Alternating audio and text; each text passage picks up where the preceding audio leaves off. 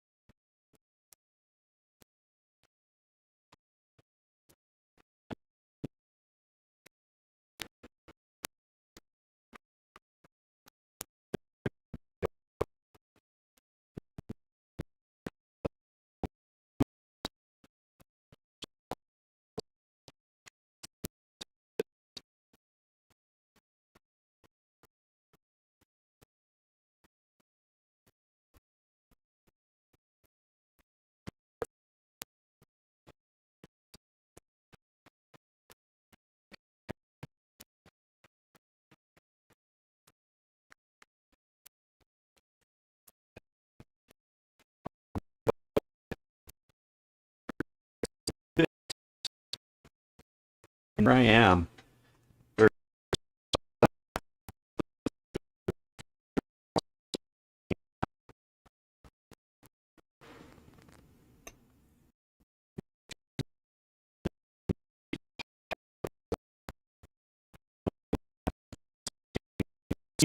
And things are already going kind of messily as it is.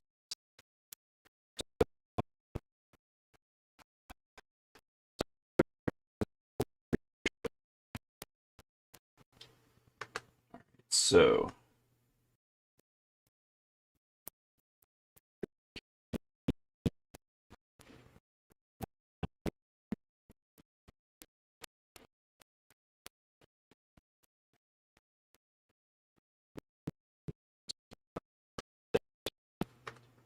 and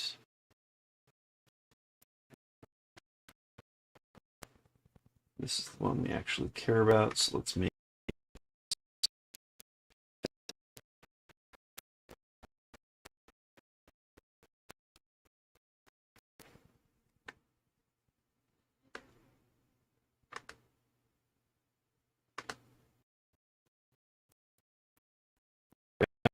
Is this camera still online? Nope, but we're going to change that in a couple of seconds.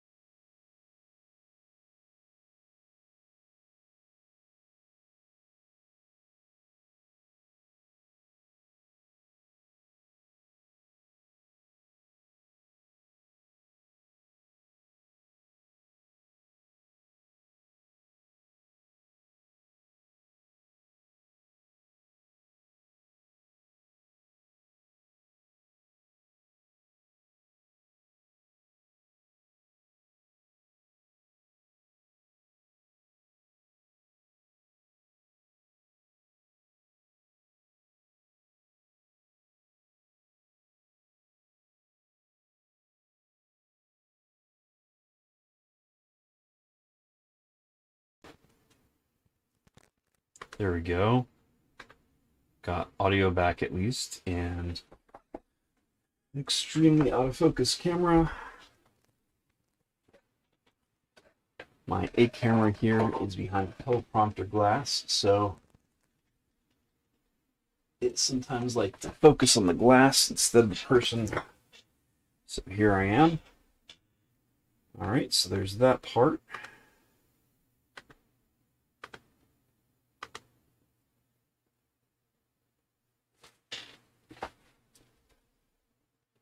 Camera's alive. Why are you not outputting?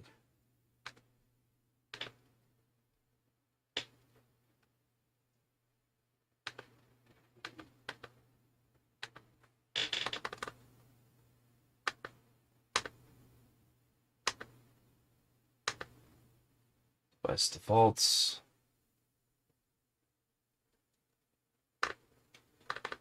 I'm sorry, everyone. I'm having all kinds of problems with OBS on this machine, which is strange because I just used this for a live stream a couple of weeks ago for that JANK build. All right. I know what that focus problem is about. That shouldn't actually affect most of our stream here.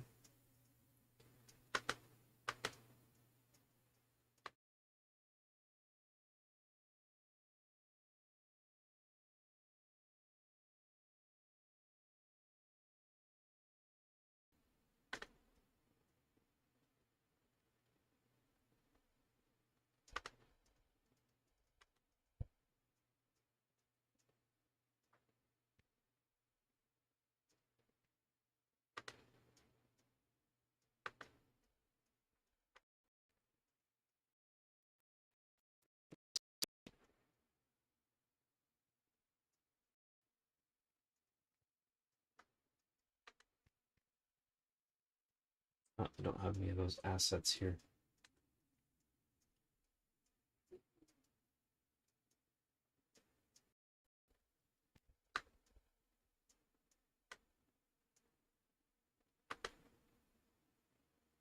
Okay.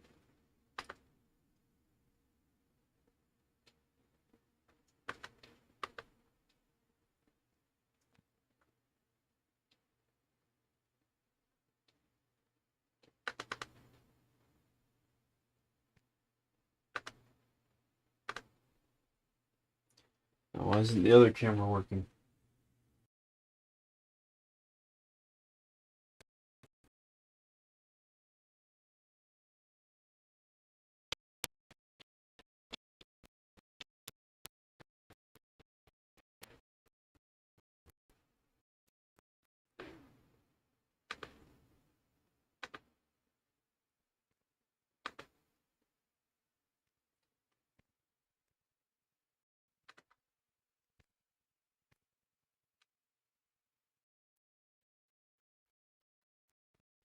So there's that webcam, but that's not the camera that I'm after.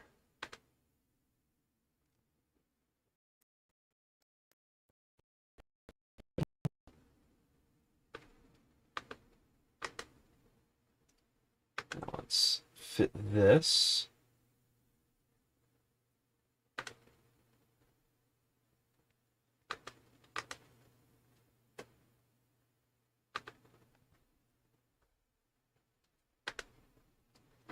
There we go. Is this online?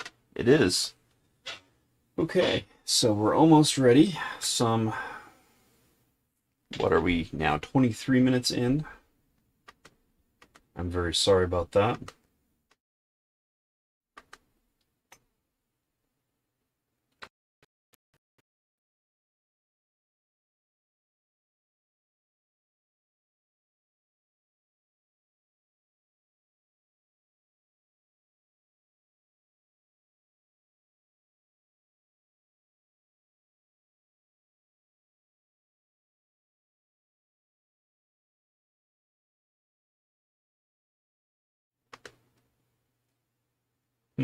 My audio is coming through okay.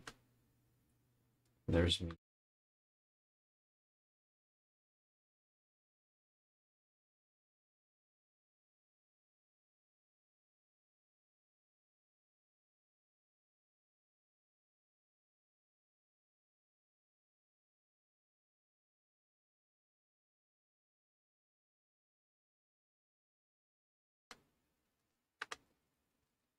Okay, that did it. Check 1, 2. Okay.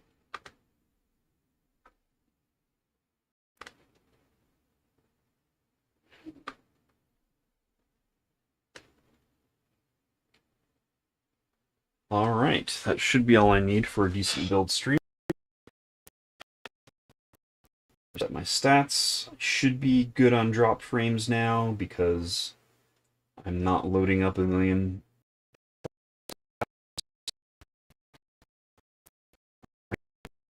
More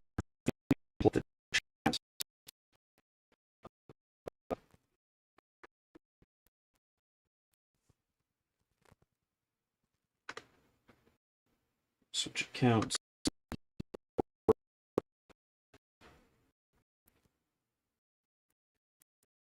course, me time on the webcam.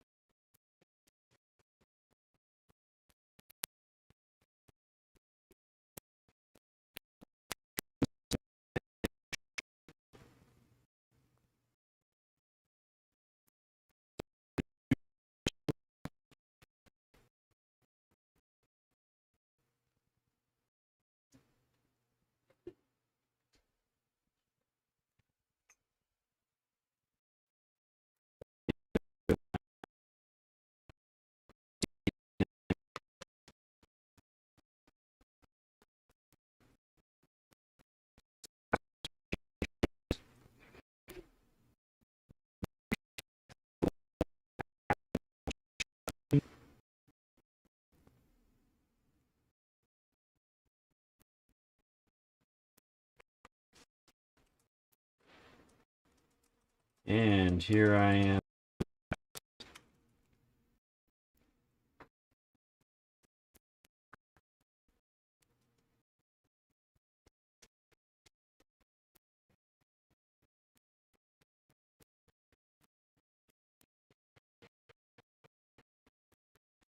Chat works.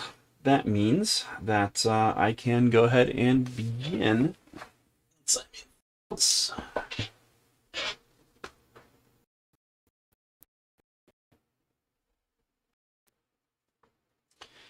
All right. Today, I'm going to begin work on rebuilding my workstation. As you saw, most likely I did. Tear apart my pretty nice workstation, built on a case that I got in 2011 when I first built my full-on workstation setup.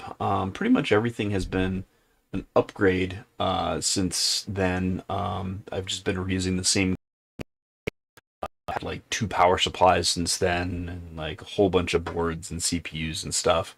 But that case has been pretty much the old standby. But unfortunately, it does not fit my new GPU, so I'm going to need to move on. So I for $30 from Newegg, and that has an open layout, so I slapped all of my parts into it, and it was really, really thermally constrained. It was not designed for doing anything like this. I knew it was a very temporary solution until I could find a case that I liked.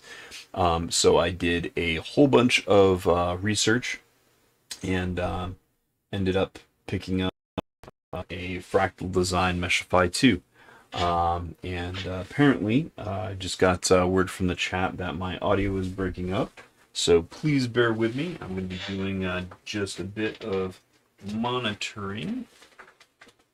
Where did those headphones go? All right. So hang on for just a couple of seconds. Kill desktop audio. Plug headphones in. This is what I get for using a computer that is not my normal desktop.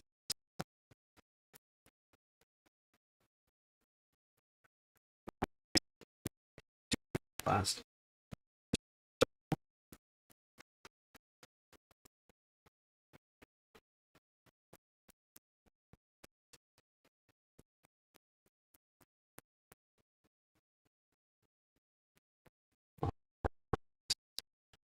So it seems that things are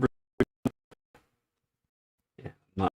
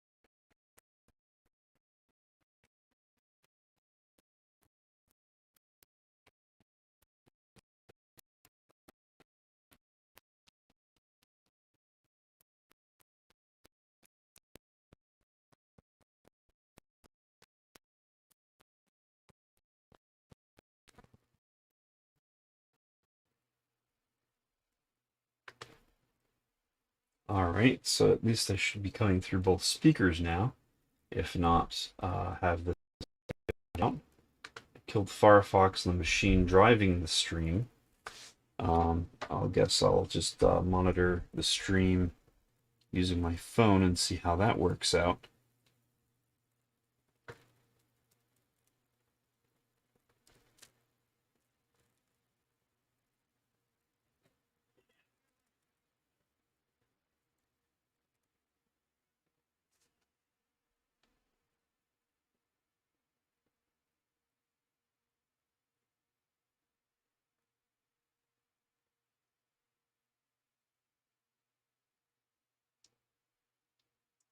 All right, so this is just a quick audio check on my phone. There'll probably be some minor feedback due to this. This is Josh, also known as Cpgeek. Nope, that's not the right video.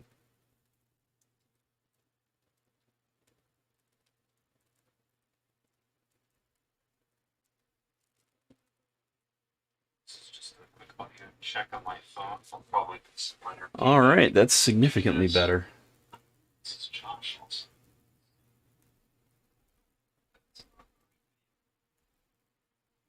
All right, so I guess I'll just follow along on my phone.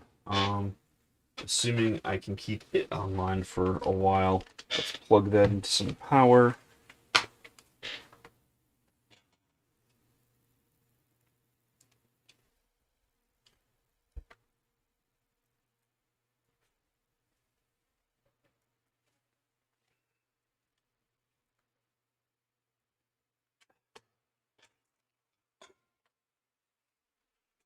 All right, so that should be much smoother.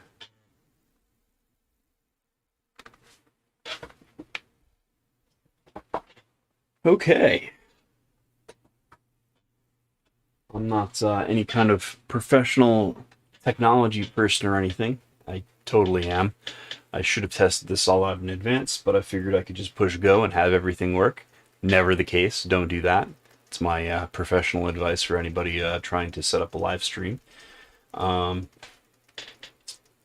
So I'm just going to do one last audio check. All right, that's working properly now. Okay, so very sorry about all of that. Both cameras are online. I see myself. Audio seems to be working properly. These are things that should be very easy to do, but unfortunately, this notebook is extremely old, in need of replacement, and yeah, so there's that. Moving forward, I'll probably just edit everything out from before. Anyhow, the goals for today. So if you'd seen my previous stream, I had some difficulties installing my new graphics card into my workstation, and that had some difficulties as I was plugging in the graphics card into a case that just plain wouldn't support it. The graphics card is huge, which you'll see in just a little while. And it just plain wouldn't fit in the Cooler Masters 692 that I got in 2011, I believe it was, when I first set up my workstation. I've just been upgrading parts in and around it ever since. I've had a few different power supplies, a few different motherboards, but now it's basically time to upgrade the whole case. My previous stream was putting all of my components into a really crappy case that I got from Newegg for around $30 that I just had set up for a small mining machine a few years ago.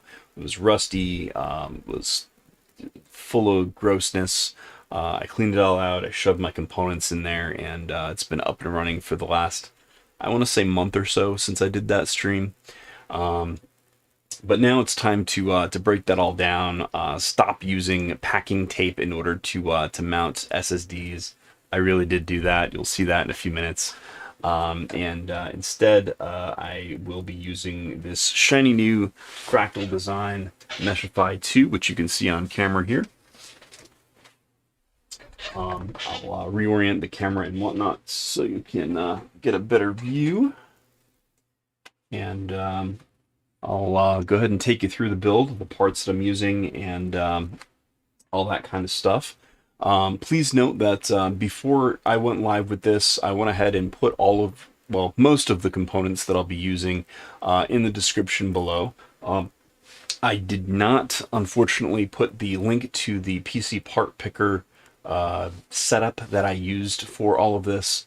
I will more than likely do that at the conclusion of this stream. I don't have that in front of me anymore as I'm using this notebook. And if I launch Firefox, it will yell at me. Audio will go bad again, and this whole stream will come tumbling down.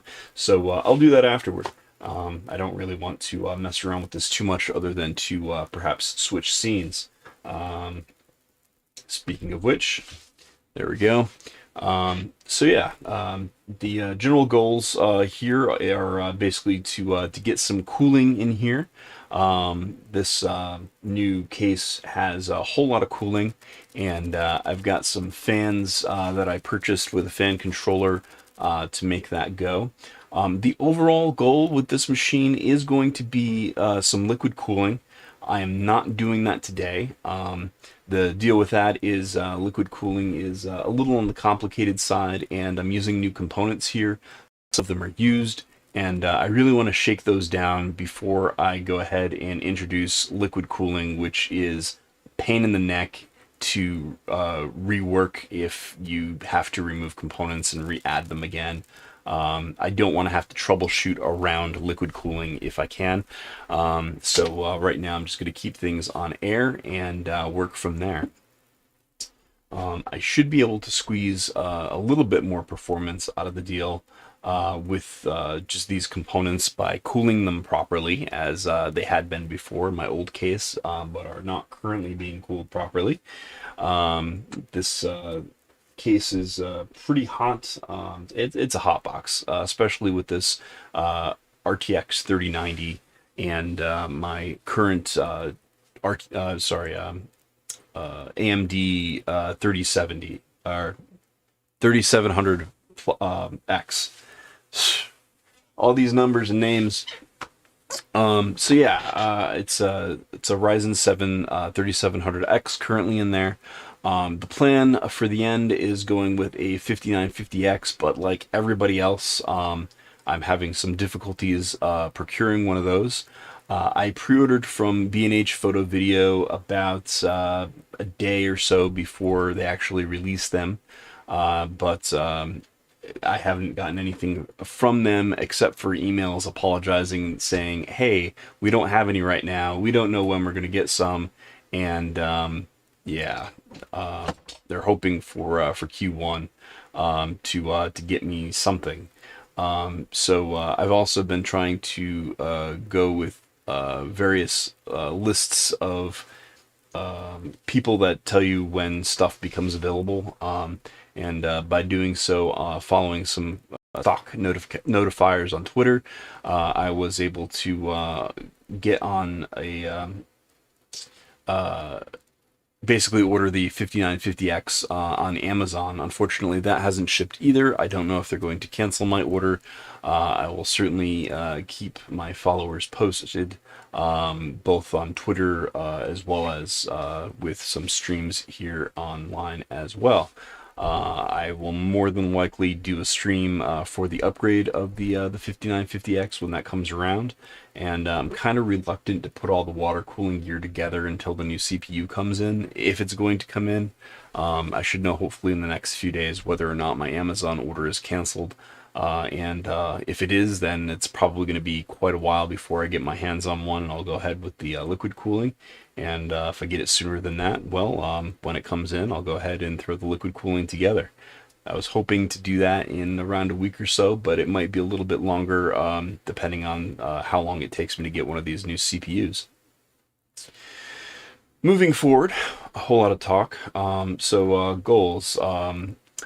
Goals are basically building one of the best AM4 platform machines I possibly can. So that means I'm going to be using the X570 Aorus Xtreme. The biggest reason I chose that board is it has 10 gig networking as well as some of the best VRM solution on the market. I believe it's 16 real phases, and 2 of those are directed right at the memory. So I shouldn't have any problems doing any sort of overclocking with this.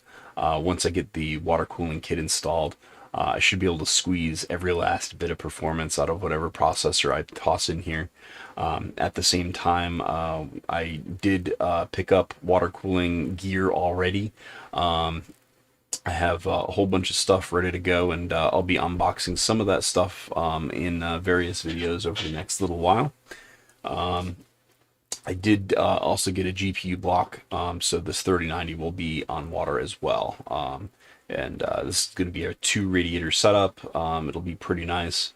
I'll go over all those parts when I do that water cooling video. Right now, today is more about installing a new motherboard, which again is a really high-end board with onboard 10 gigabit networking. I really, really, really, really wish that companies would get on board and put more onboard 10 gig networking in stuff. The reason for that is a lot of people are using network attached storage these days because very few people have hard drives in their rigs anymore. And if you need to store a lot of media, like I do, for video editing purposes or for archival purposes, shoot a lot of photos, shoot a lot of video. Heck, even games take up a huge amount of space these days. Having a box full of hard drives that is archival in that if one of the drives dies, it's more or less backed up. Having a NAS is definitely a good idea these days if you care about data storage integrity. You don't want to lose that information. Back it up. It's also good for having a library of movies and whatnot. I've ripped all of my Blu-rays and DVDs, and they can be streamed to any device in the house, phones, TVs, computers. Very convenient for my family. Yeah, NAS is awesome, and 10 gigabit is definitely the way to go to access that, as transferring large amounts of data to and from a NAS is really, really, really slow without 10 gig. That's basically the long and short of the board. I am going to be reusing the power supply from my previous machine.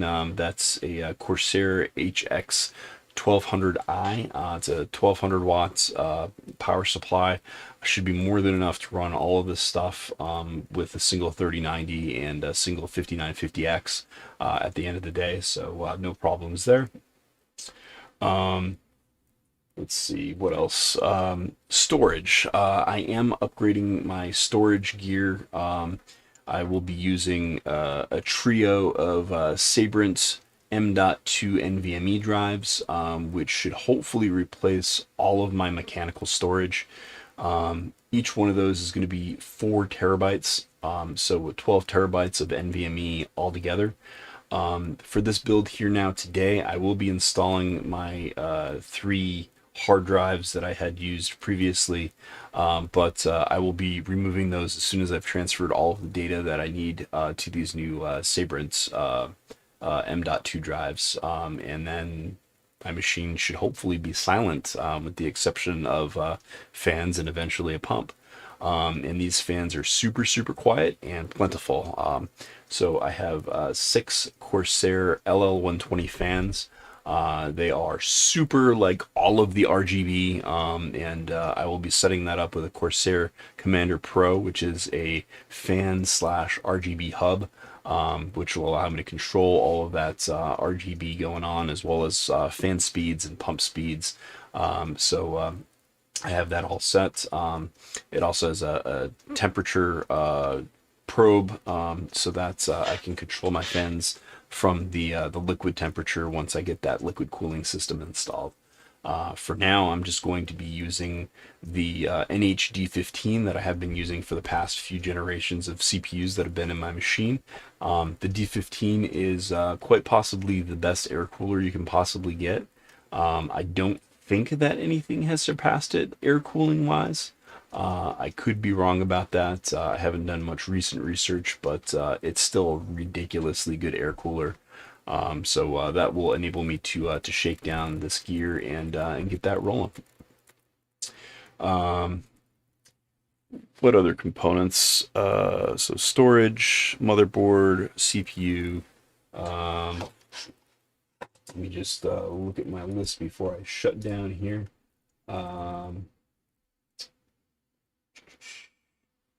Yes, the hard drives that I'm using are Western Digital 4 terabyte Red Pros. And for now, right now, I don't have the really fast 4 terabyte Sabrent drive.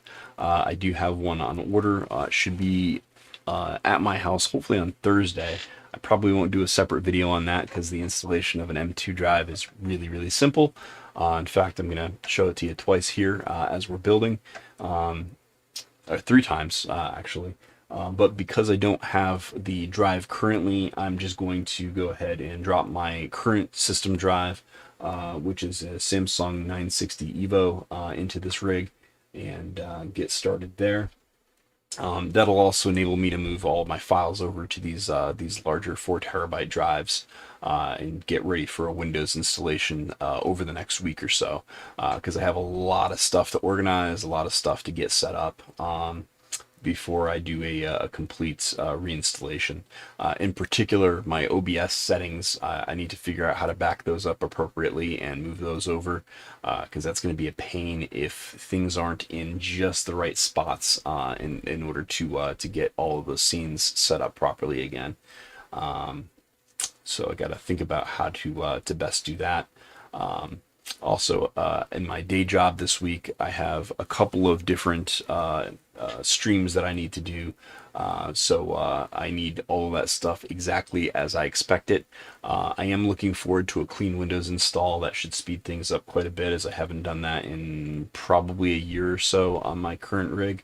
And I'm sure there's a lot of bloat that is just laying around from updates and all kinds of installation of stuff. So I'm going to see what I can do about that. While I'm thinking about it and I have this machine up, I'm also going to disable my Primo cache setup. I currently have RAM and SSD caching on my hard drives that I'm going to disable now, so that it will write the cache contents to disk. And that's important, so that if disks show up in a different order or something goes weird, I don't want any of that content lost. So right now I've just told Primo Cache to cancel the cache and write everything to disk. So that's processing.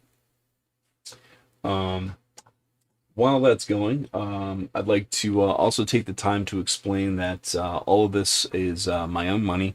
I do not get any sort of financial or parts support from any organization other than myself for this particular build. If you are an organization who would like people like myself to do technology reviews, please do feel free to reach out. You can find all of my contact information at Cpgeek.org. I probably would recommend you to go ahead and just tweet me or go ahead and shoot me an email. And I'm happy to talk about any ventures as far as any sort of reviews or any of those kind of sponsorship type materials. Let me know, and we might be able to set something up. Also, Cpgeek.org is where you can go to find any of my my written stuff, my video stuff. There you can also find my Discord channel if you'd like to talk with me or the rest of the community. I'm happy to talk to folks there.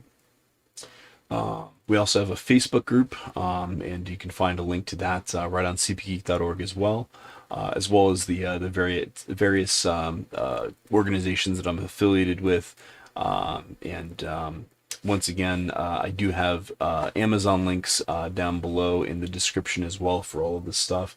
Those are affiliate links. If you click on them and basically buy something there, I get a small percentage back from the sales that are generated there at zero cost to you. So if you use my links, I make a little bit of money. It's a good way to support this channel, and I thank you for it. If you do want to donate any money whatsoever to me via PayPal, please go ahead and click on the Muxy link, the donate link in the description, second from the bottom. And that definitely helps out. Every little bit helps out. So thank you very much if you consider doing that. Yeah, so I'm just waiting for the Primo cache to complete. Meanwhile, let's go ahead and switch on over to the computer here. This is the new case. I'm going to just start by removing the tempered glass panel so I don't kill it. And I'm going to set this aside.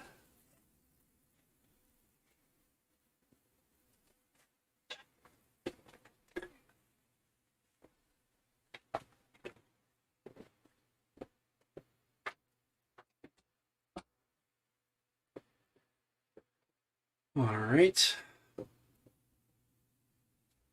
With the glass panel removed,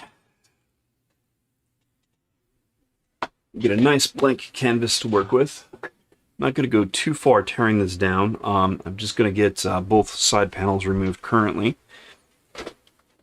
That will get us some working space. That is, I still need to tear down the previous version of this.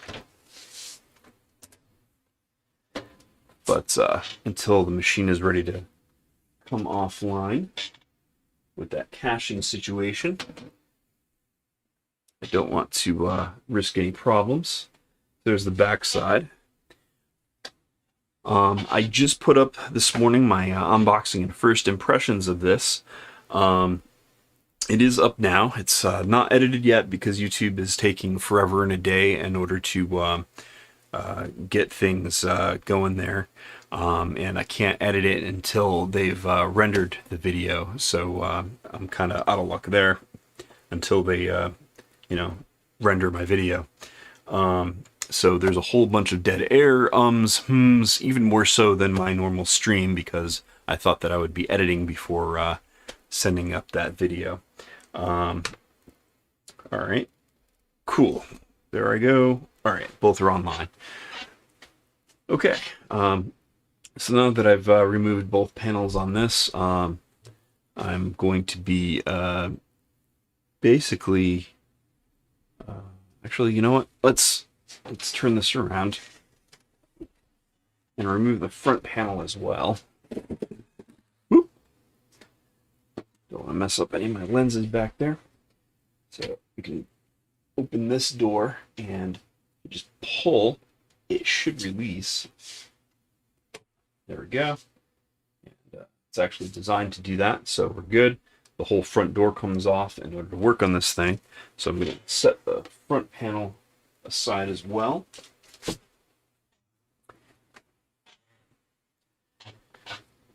And now you see this is where the fans screw in and whatnot. Eventually a radiator will go here, a radiator will go on top. And I'm pretty sure I'm going to be keeping this back fan unless I can find a PWM controlled version.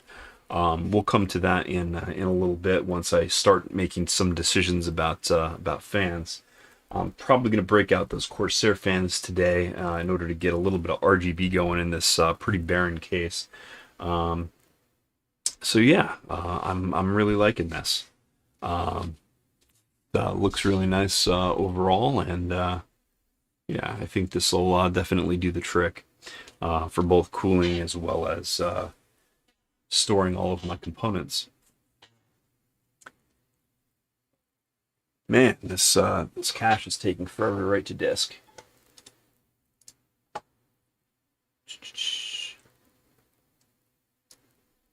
What disk is it writing to? It's not actually writing to disk, it's just processing. This is normally where I would show you what's on my primary screen, but as I'm using the laptop to do the stream here, I don't have the ability to show you that right now.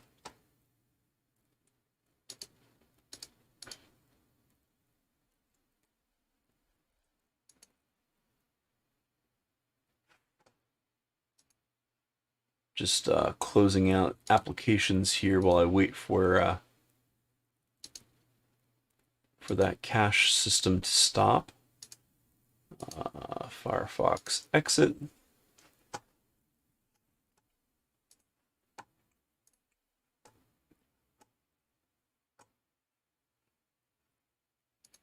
Quit all the things.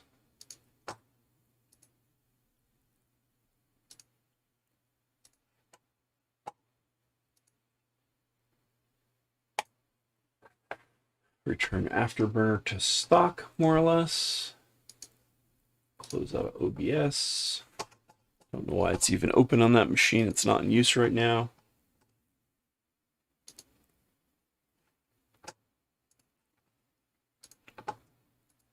Already went over all the parts that I have for that notepad list.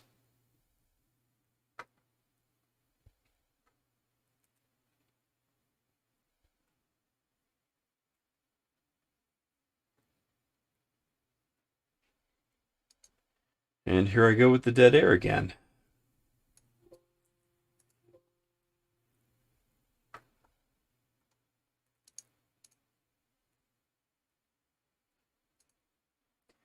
The weird part is that it doesn't appear that anything is actually being written out right now. It just says processing.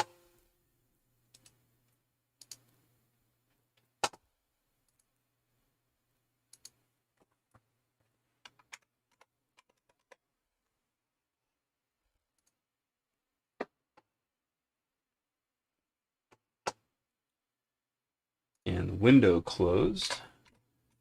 I'm going to bring up Primo Cache to see what its state is. And it thinks that it's open already. That's odd. Let's try that again. All right, I'm going to reboot before I do any sort of modification on this system, just to make sure that I don't end up losing anything. When I put everything into this case to begin with, I actually lost most of the contents of a hard drive, and just due to a bug with Windows and its hard drive check routine.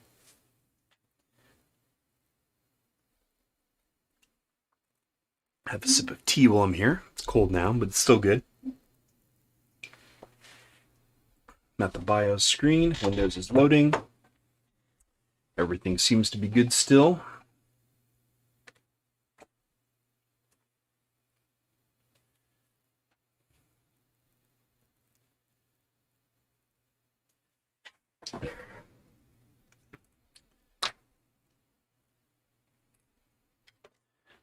So the thing that I need the most out of this rig is the power supply. Usually I start with the CPU and cooler on the motherboard outside the case even. I usually build it right on the motherboard box. This is usually good procedure for beginning a build, as it's good to build as much of the computer outside the case as possible usually, because you can fit your hands around all the stuff. But in this particular instance, I'm actually going to be using the BIOS flashback feature on the motherboard in order to flash the latest system BIOS, as I don't believe that this board supports the 3000 series processors out of the box. I could be wrong about that, but I at least want to get the latest and greatest BIOS on there before I even slot in a CPU. So that's going to be pretty important. Typically, I also do RAM outside of the case as well, just populating as much of the board as I can before I have to get it into a case and have a constrained working environment. This case is actually pretty neat in that this entire top portion can be removed, and also this entire front portion, I believe, can also be removed, if I'm not mistaken. giving a whole lot of room in here to work in and around. I haven't decided whether I'm going to take the top off yet or not today. Actually, I may, just to mount some fans up there. I think I'll end up doing that. So I don't have to, you know, reach my head in there and get in there and figure out how to do that. All right, my machine is fully booted. Let me pop open that cache software. Okay, it doesn't show up any caching whatsoever. I've reset Afterburner, which is a management software for GPUs for overclocking and monitoring, to make sure I'm not running any overclocks whatsoever in software that could mess me up. Everything appears to be good. All right, let's go ahead and shut this down. And then once it comes down, we'll go ahead and start pulling it apart. Which also means that I'm going to need a little more room here. The workbench that's part of my desk is not all that large, as you see. The camera basically picks up the entire working area, more or less. So that's about as much room as I have currently. I used to pull out a card table for jobs like this. You may have seen some previous working videos of the card table in action for unboxings and whatnot. Unfortunately, that is currently in use holding a 3D printer and all of the liquid cooling parts for this build. I have all that stuff stacked up still in their boxes waiting to be unboxed and used. So that table is kind of occupied currently. So I'm just going to set this aside for now.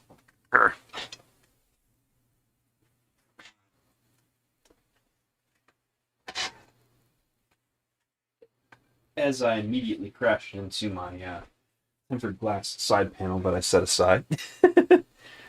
Didn't break anything, just brushed it. Really got to figure out how to manage that better. Alright, so that side panel there. Put this side panel on top. Alright. Sorry about that. You have no idea what I'm doing here. Alright, so I'm just going to start by unplugging all of the things from my previous machine here. This will leave me off camera for a couple of seconds, but I'll more or less talk you through it. And, I'm going to move this glass further away. In fact, I'll sit on the floor back here, where it's completely out of the way and very unlikely to get broken, but also very likely to get lost. I'll forget about it before the end of the stream, and it's the last thing to go on, so hopefully somebody will remind me where it is if I lose it, or I'll have to rewind the stream and say, oh, there it is. Anyway, behind the computer now, just removing some USB components, keyboard, mouse, Ethernet, printer, Toslink audio, three HDMIs for my monitor, and of course, finally, the power. Switched off the power supply and pulled the plug. Now, let's go ahead and bring this super jank monstrosity over here. All right. So this is the jank setup that we're working with right now. Let me zoom in here so you can get the whole picture. If you are not familiar with this machine from the previous stream, so this is my Noctua NHD15, the awesome air cooler, really big, takes up most of this case. I'd say about a quarter of it as far as the general internal volume beyond the power supply here. So that's most of it. I've got two SSDs that are hanging on for dear life with some packing tape. So I'm just going to start unplugging stuff as I'm talking about it. So, SSD, SATA, SSD. So I have these packing taped together. As this stream is in the spirit of doing things properly, I'm just going to go ahead and untape them. They're just taped together so that they would stay put in the case in the orientation that I had them in for cooling and also just for staying out of the way. Try not to destroy any of these labels either. Labels aren't all that important. Some folks remove them for aesthetic reasons depending on if they're visible in the case or not, but I don't want to destroy anything if I don't have to. I may end up reselling these used, so I don't want to damage anything if I can help it. Alright, so I don't have these listed in the parts list. This is a 1 terabyte 860 Evo. I've had this for quite some time. This is actually what I put most of my games on currently. This is going to go back in the system. This WD Blue 500 gig SATA drive I've also had for quite some time. This is actually what I was using for caching my hard drives. So I put this in front of the hard drives in order to speed up their speed. Speed up speed, yeah, right, I can't speak English. Anyhow, so yeah, what happens is the information gets stored on this as it gets read from the hard drives, and the next time it's asked for it, it'll come from the SSD instead of the hard drive, speeding things up dramatically as SSDs are much faster. So set those aside. Those are important parts. When I pull the hard drives out of this new machine, I will also be pulling that 500 gig drive.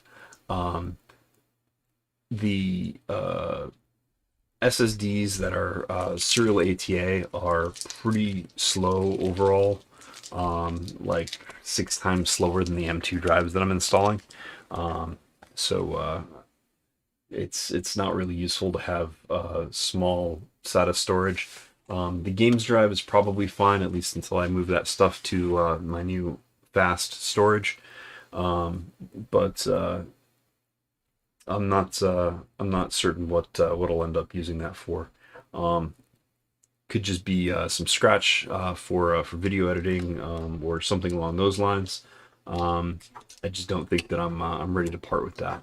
As you see, my hard drive mounting solution for the front on this case is packing tape as well. Packing tape hard drive mounting. Not recommended, but it did do the job for the month or so that I needed to keep this machine together. And this machine only has 2 hard drive bays, which I'll show you in a few moments once I pull the backside cover off.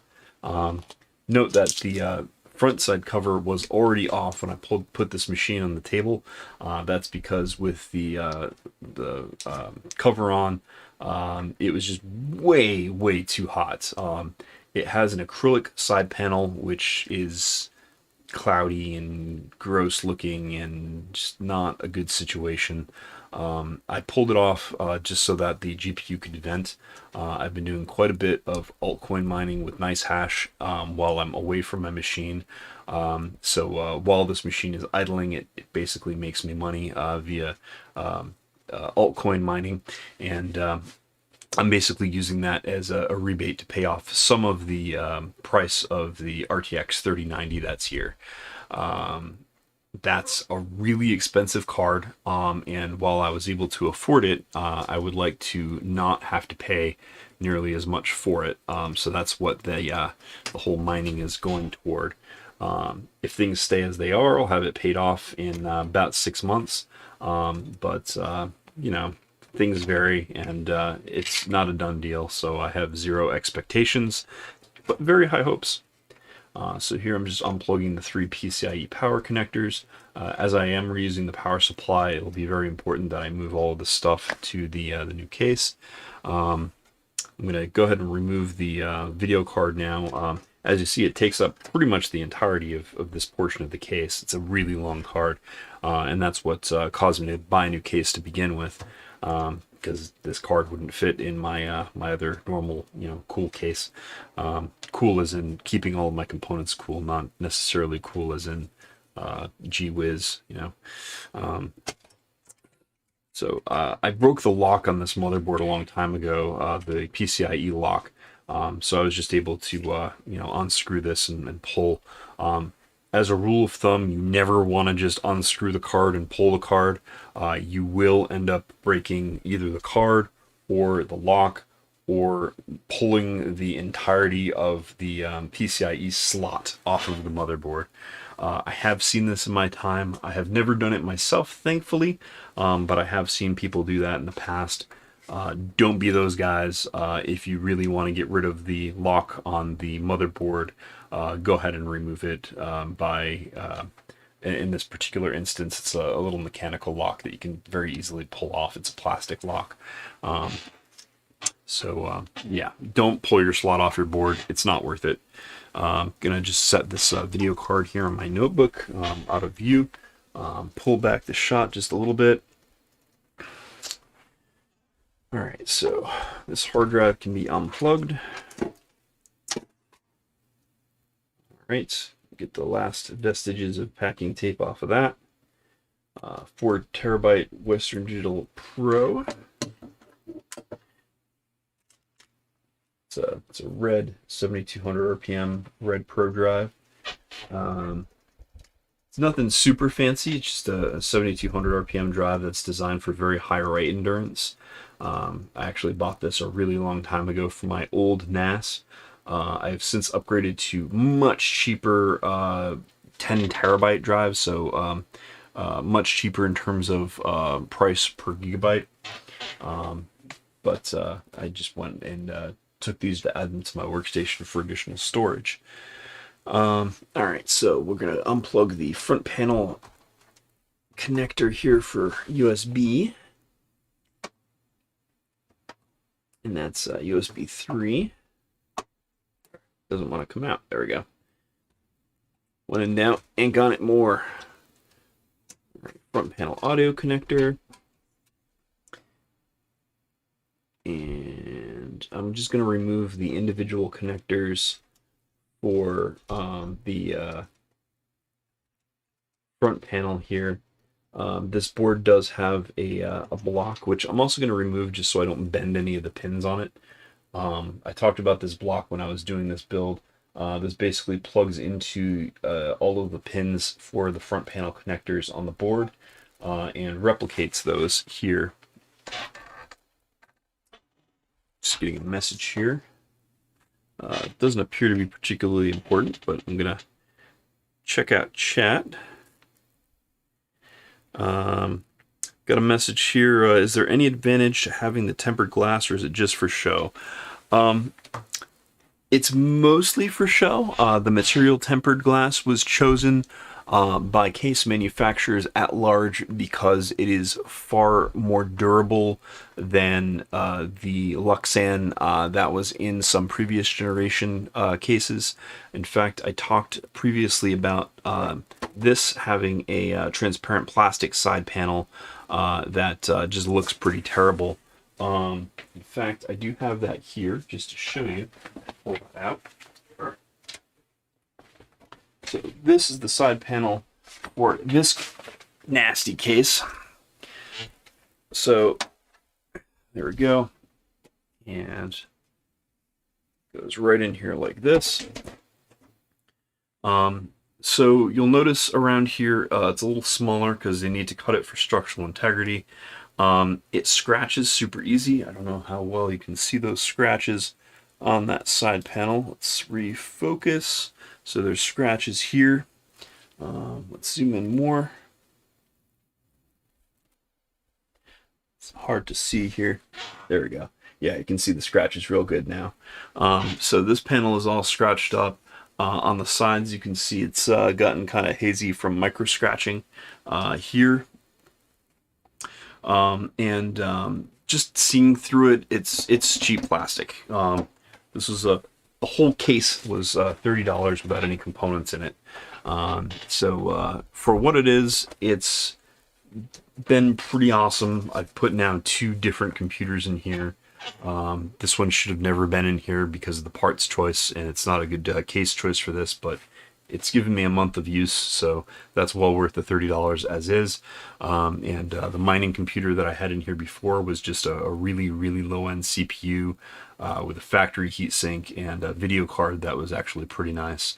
At least nice for the time. It was a 1070 that I was mining on, that I've since sold. In fact, I sold it to Eric the Red. Check him out on twitch.tv/EricTheRedVT. He does streaming every Wednesday and Friday, and he's pretty entertaining, and plays video games and music, and check out his stream. It's pretty good. I definitely would recommend it. He's an old friend of mine, so go ahead and show him some love. Anyhow, as I'm rambling about side panels, so this stuff is just no good.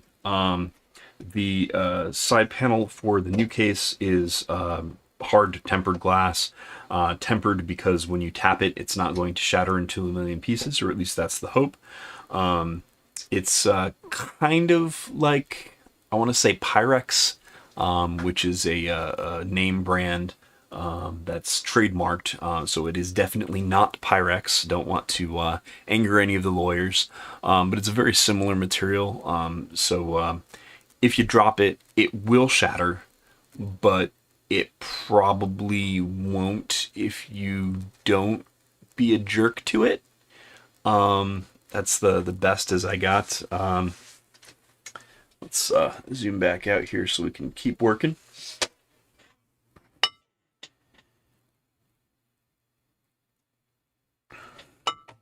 Just taking a look at chat there as I tap my side panel against my T.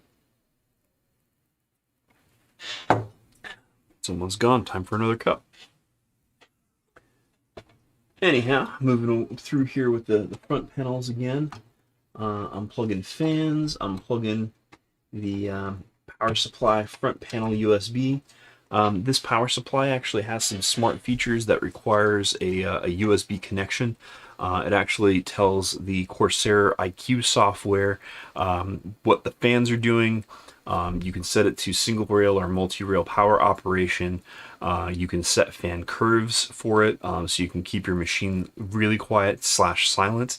It does have a 0 RPM fan function, so when it's in idling and not taking up too much power, the fan will actually turn off.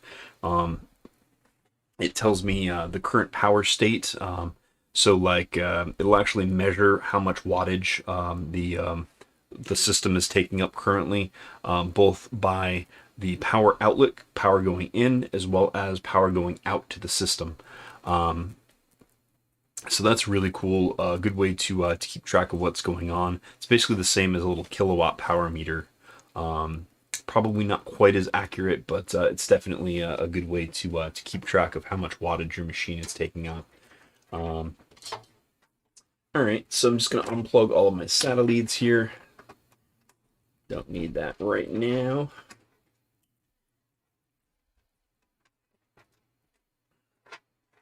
Just want to get the power supply board drives out of here. I'm not going to worry too much about the CPU right this second. As I said, I want to begin by powering the new motherboard and getting a good BIOS flashed to it, which will probably require reading a manual, possibly, but that's not a big deal. All right, now memory. This is actually brand new RAM. I didn't bother to unbox this because I didn't find it incredibly interesting as far as an unboxing experience. I didn't know what I had to say about it. So this is the same kind of RAM that I had before. This is Vengeance RGB Pro by Corsair. The tops have addressable RGB LEDs that look really cool, and I'll be able to show you that quite a bit more once I get this on the new board and in the new system. These light up and are completely addressable and configurable using Corsair's IQ software. They're nice black, high-tech looking, nice LED arrangements, and they're quite bright LEDs, so this is a really good way to package them. This kit is 4 sticks altogether. It's 128 gigabytes. I don't recommend most people go this high with memory. This will actually max out any of the AM4 motherboards right now. I don't think that there's a board that has more slots that works for AM4 right now. So this is pretty much the highest amount of RAM you can possibly cram in the AM4 platform, which is basically what all the new Ryzen stuff runs on. This was quite a pretty penny, as you might have guessed. The speed on this is it's 3600 megahertz rated, and that's what the XMP profile does on this. It is CL16. No, I'm sorry, CL18, and that's the latency for this, which is not bad, but not great either. It's really expensive to get really low latency memory, especially at this capacity. It's kind of either one or the other in terms of frequency, capacity, and memory speed. I might be able to tighten those timings a little bit with this new board. Supports memory overclocking quite well from what I've read. So we'll go ahead and try that out. That'll be another day. I don't know if I'm going to do an overclocking stream or not. We might give it a try. If that's something you viewers want to see, please do let me know in the chat or in the comments. If you want to see some overclocking done. A lot of that can be quite boring, just because we're waiting for reboots very often when things crash. And the time it takes to judge stability in some of these tests is quite long.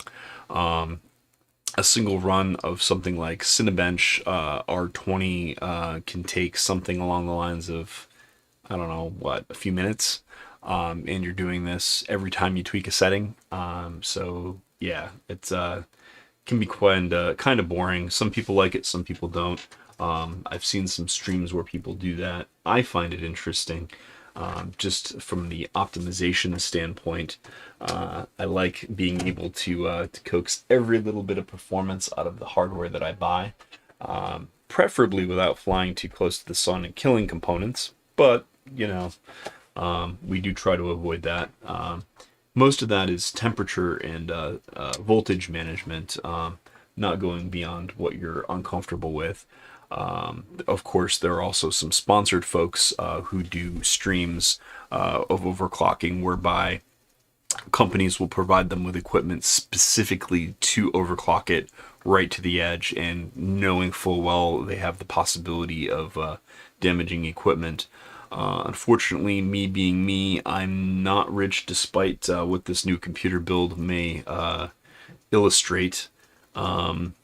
So I can't really afford to replace components if I end up killing them, at least not easily. So now, before I remove the motherboard, I'm going to go ahead and remove the hard drives from the back of the machine, as well as the power supply while I'm here. Did I screw the back panel on? No, of course not. This is a JANK machine. Just pull the back panel off.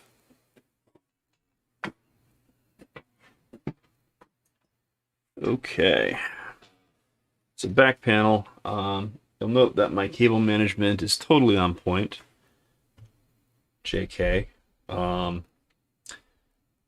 right, let's pull some of these cables back through. We're more than likely going to need almost all of these, if not all of these. That one I have to leave. That's the 12-volt power connector for the motherboard. In fact, I might need to track down another one of those. I think this power supply came with 2. That could certainly trip me up, because I believe that 2 is required for the new board. So you're going to have to bear with me as I find that. That'll be in a minute.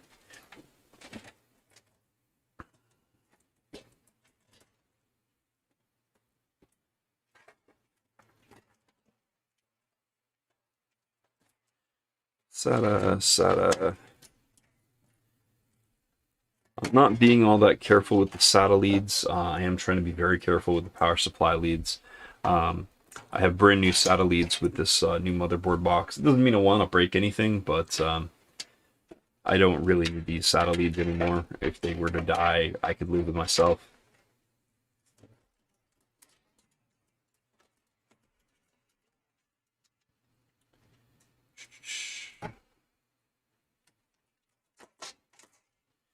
Okay.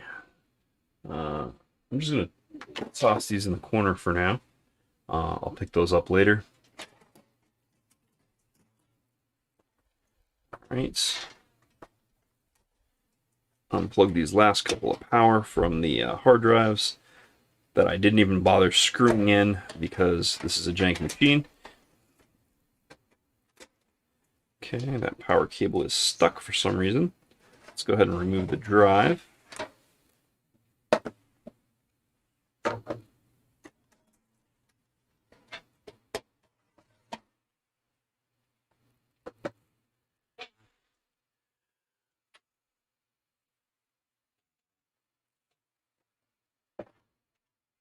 Right, all this wire spaghetti here. Thankfully, I think we're down to just the power wires and some of the front panel connectors going through a grommet. I'm going to go ahead and unscrew the power supply from the back here.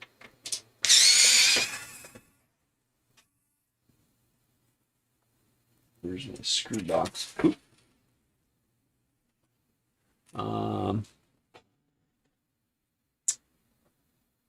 I don't have my screw box handy. I'm actually going to use this dice case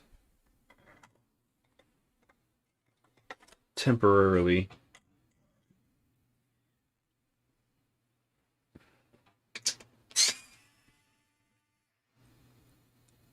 Depending on how I feel and how much time I have once things are reassembled, I may end up also rebuilding most of this machine in another case. I might put most of this machine back in the case that currently has the actually no, that'll be for another day. Thinking out loud, because I'll need some of the other components that I need, the storage and whatnot, in order to set that up if I were going to rebuild this machine. So no, I'm not going to be doing that today. What I am going to be doing is trying to carefully extract this power supply if I can. Or am I going to have to remove all the power connectors? I think that I connected them all and then put it in here, so I should be able to remove it without removing all the power connectors, hopefully. Easier said than done.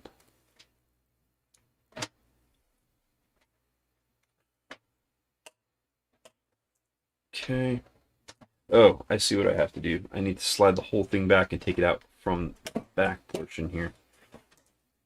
So, like this, and then like this. Yep. So close. I'm probably going to end up scratching my power supply a little bit, but that's not a commonly seen component. I'm just trying not to crush any of these wires. Those are very important. Yeah, that's not coming out of there like that, but now that I have a little bit of wiggle room, I may be able to pull it straight out. That's looking more promising. There we go. Okay. Power supply is out. And I'm just going to disconnect this. This is a fully modular power supply, which means that every single cable is unpluggable. Some of the older model power supplies, or most of the older model power supplies, you can't unplug the cables that lead to the power supply. It's all just sort of there.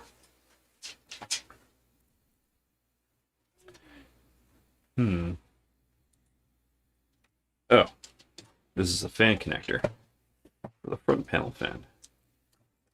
Part of the case. I think, yep, I am clear.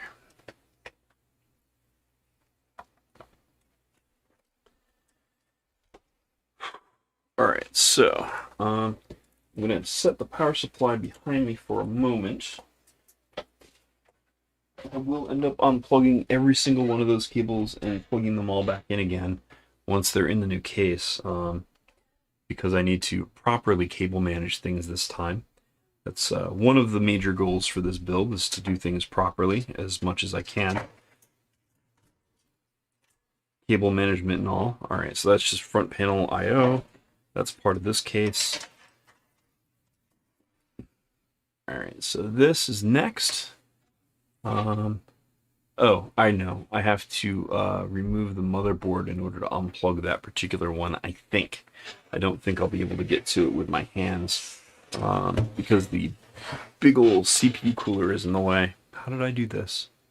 Just trying to think about how I could have possibly done this last time.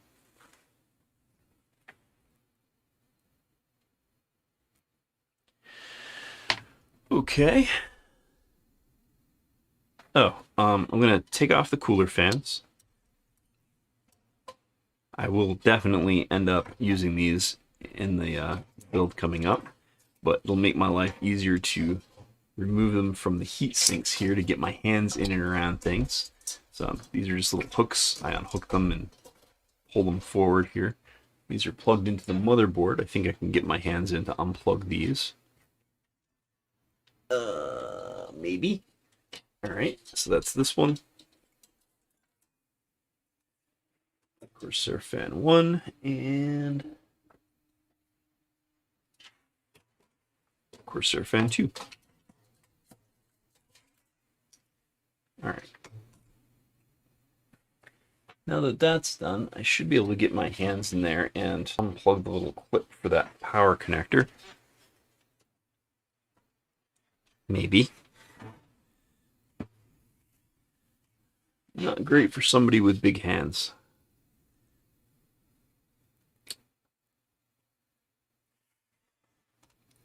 But you know what? We're going to have to take this heatsink off anyway, because we're going to need that for the new build. Eventually, I will be putting a CPU water block on my CPU. But as I said in the beginning of this, I'm going to shake everything down on air first in order to make sure that I don't have any components that need replacing or any special extra love. Alright, so somewhere I have super long screwdriver that works for removing this heatsink.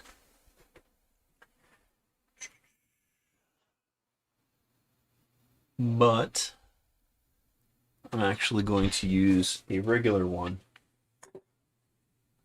I think. Will this work? Yes, yes it will. So the way that this heatsink is set up,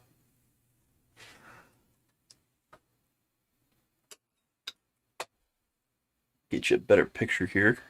Sorry, I'm a little all over the place.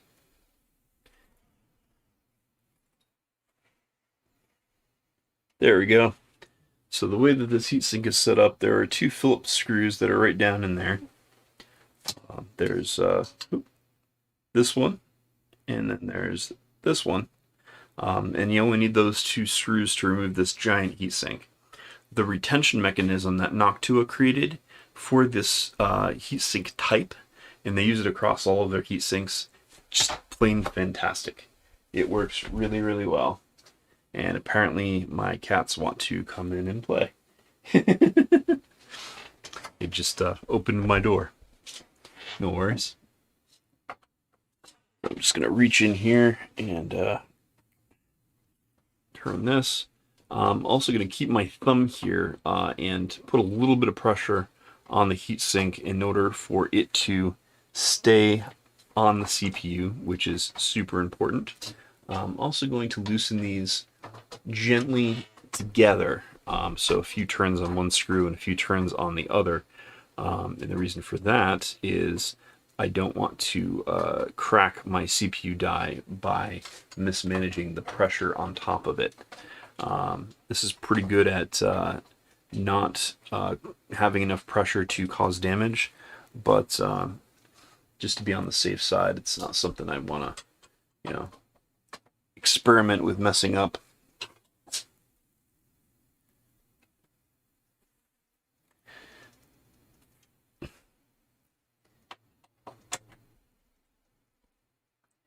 If I had any sense whatsoever, I would do this whole ordeal with the case on its side, which is what I typically do. I'm doing it standing up because I'm a tool.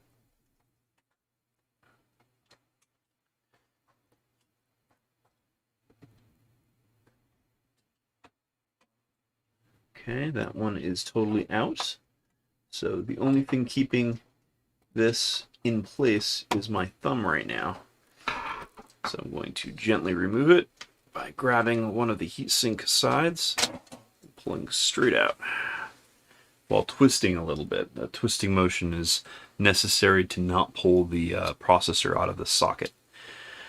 Alright, so there we see the rest of the mounting mechanism. So those two strips have 4 screws total, 1, 2, 3, 4.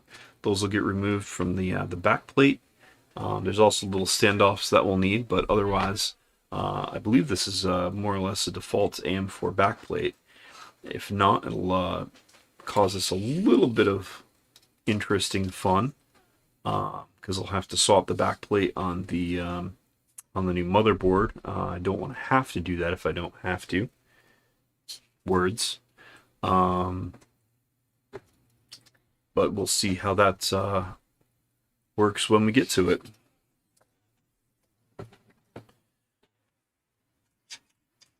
All right. Well, now that I have that off, I'm going to set that aside. Just on the floor beside me here. I'll clean that off and repaste the CPU when we get to that portion. Meanwhile, the last part that we need from this case is this motherboard.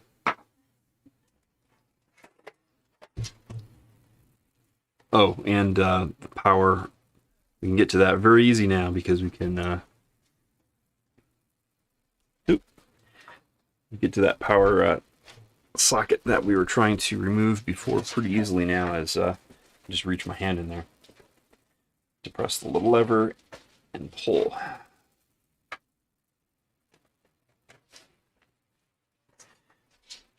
Sorry about the rustling plastic. Just my cat having fun.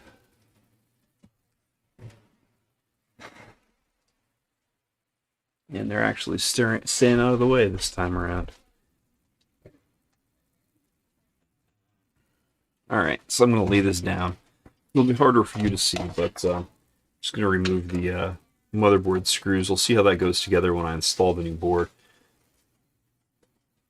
So please bear with me.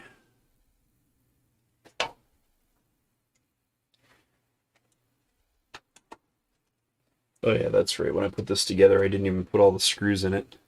I had 4 screws out of the 9 that you're supposed to use. And no, JANK machine. I didn't really spend a whole lot of time at it because I knew it would only be together for a while. Also, I don't think that I had all the screws that I would need in order to do so. Screw left. I also usually use my electric screwdriver for a lot of this, but getting my hands in and around this case is kind of a pain.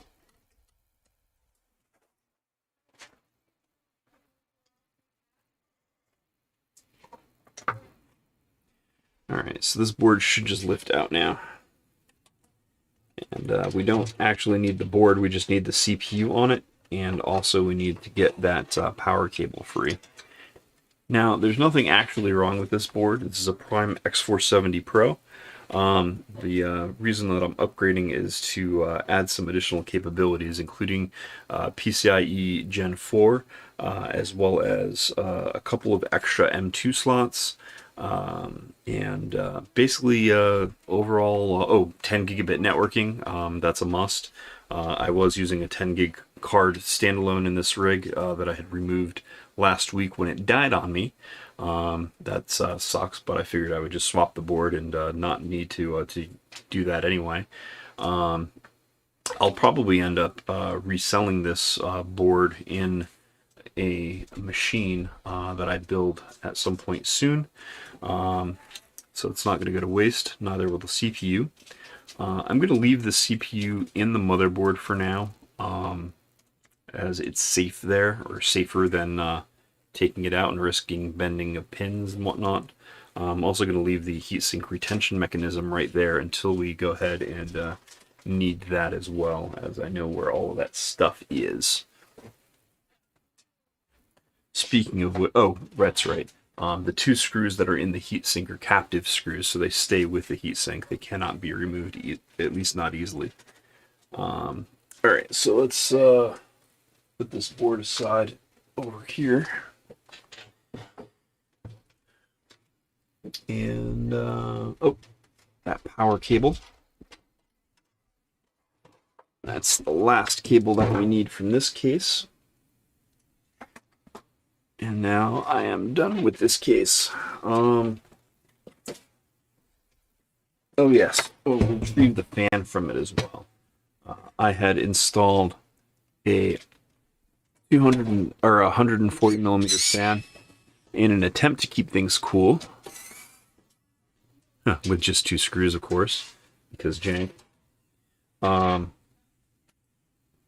I won't be using this fan in this build, but it's a good fan, so I'm going to keep it around, and more than likely put it in my previous case, which is in the other room right now, acting as a Bitcoin miner, with some of that old hardware that I extracted from this in there. There we go. Alright, so this case is more or less done. Don't need that anymore. Okay. Some more tea. I think my cats left of their own volition. I'm closing the door again.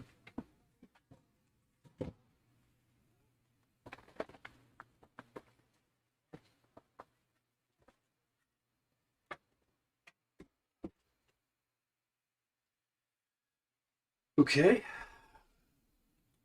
My room is hard to walk through now because I've set so many things beside me. Next, I guess we go ahead and see if it's absolutely necessary to install both of those CPU headers on the new motherboard. If not, then we'll go ahead and run with one connector for now, and I'll plug in that secondary connector when I get my new CPU. So I don't have to go hunting for it. If I do need it right now, then I need to go hunting for a power cable. I really don't want to have to do that, but I will if it holds up this build. So I guess the next thing that we do is consult the manual for the new board. Let's go ahead and grab the new board and see what we need to do here.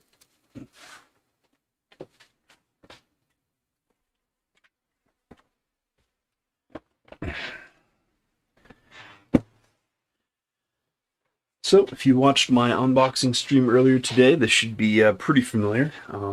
This is the Aorus X570 Xtreme, or X570 Aorus Xtreme. It's made by Gigabyte. It's a Gigabyte motherboard. So, I'm not going to go through the unboxing. If you're interested in that, go ahead and watch that video from earlier today. I'm just going to go ahead and pull this board out of here, nice and easy like. Along with the manual, so we can RTFM. The cables and stuff I'm going to leave in the box for now. Don't need that. In fact, I'm going to leave this insert in the box as well. So I'm going to pull this board out of here. This is a very heavy board. Pop the box open and shove this insert back in here.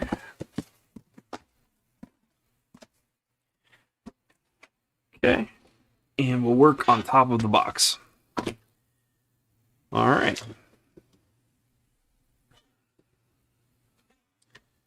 So we have the board and we have the manual. Please excuse me for a couple of seconds. I'm going to RTFM here and see if both of those power connectors are necessary. ATX12V.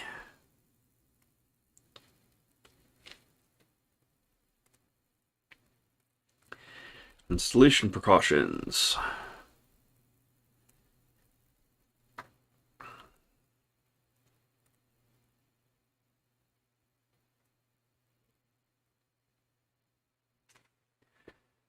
Check in with chat here while I'm looking through. Got the question, are zip ties recommended for cable/wire management? Zip ties can definitely be good for cable/wire management. I've used them pretty often. Some cases come with zip ties, some motherboards come with zip ties. However, in more modern times with more premium products, you'll find a lot of Velcro straps. If you saw the unboxing of the case, you'll note on the back side there's a bunch of Velcro straps that are part of that case in order to wrap cables around. Awesome. The motherboard unboxing, there's also some Velcro straps that are in the box here for the motherboard for cable management. Again, awesome. Velcro straps are definitely the way to go if you have the choice. They are a more premium option though. They cost quite a bit more. Because zip ties are more or less semi-permanent, I mean, you can cut them, but they're more or less only used once most of the time. Some of them you can reuse, but they're hard to, and it's annoying. I don't generally recommend zip ties unless you're using them for a permanent installation. It's great for machines where you're building them once, building them right, and forgetting about it until they need maintenance some 3-4 years down the line. Usually that's beyond the usable lifespan of a computer. Yeah, zip ties I only recommend for more or less permanent installations. You do find them a lot on like Dell's, Gateways, HP's, you know, common OEMs, computer builders. As far as an enthusiast machine where you're going to be tinkering, working on machines, doing more frequent upgrades, having some reusable ties are definitely the way to go. The Velcro cable ties are the best way that I've seen. However, I have actually taken to using twist ties, which are found on a lot of cables from the factory. A lot of products come with just regular old twist ties. It's just a wire covered in plastic. Very simple way to go. You find these a lot on you know, bags of bread. You'll find these a lot on USB cables when you get them out of the package. You find these pretty much everywhere. They're dirt cheap, and they are totally reusable. So long as the zip tie is long enough to go around whatever cable that you're trying to manage. This is really not a bad way at all in order to do cable management, and it's free if you save these from things that utilize them. I usually, if I see one that's in good condition, I'll go ahead and pull it and stick it in my bag of tricks here in order to reuse for later on. And cable management is not just inside the computer, although it does matter a lot when you have a small volume to work in order to route and trace cables for troubleshooting purposes. It also matters outside of the case when you're running multiple cables to the same device. Sometimes you want to bundle those cables together for future use, like an umbilical, or even just to nicely manage cables together that are going in one direction. it's a good idea to keep twist ties around for that sort of purpose. Velcro cable ties are amazing if you can get a hold of them. I only have a few, and now I have a few more because they come with motherboard as well as my case. And I will certainly be using them in this build later on, so please look out for that if you're interested in Velcro cable ties. They're pretty awesome. But yeah, zip ties do work. Zip ties are the cheapest way to go, I guess, unless you're talking about the free twist ties, which I actually kind of prefer. You can pick up zip ties for, dirt cheap. Big bag of them, thousands, for like a couple bucks. So not a bad way to go, but those are more or less permanent. You got to cut them when you want to reuse whatever those cables are or remanage things. Not so awesome. So yeah, twist ties and the cable ties that are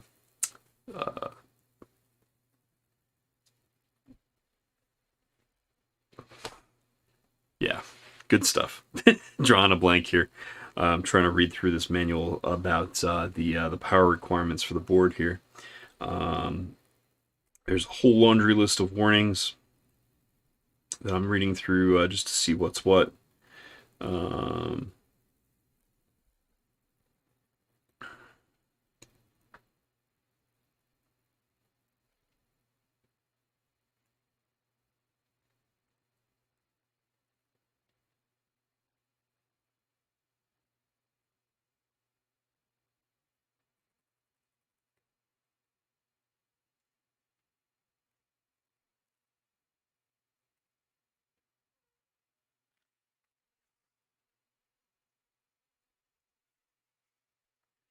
All right, so none of those mentioned anything about what needs to happen for the CPU power, so I'm kind of digging in further here.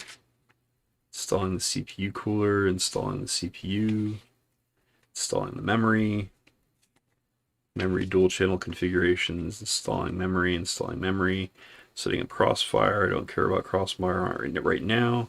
Buttons, ports, onboard switches, LEDs, quick buttons.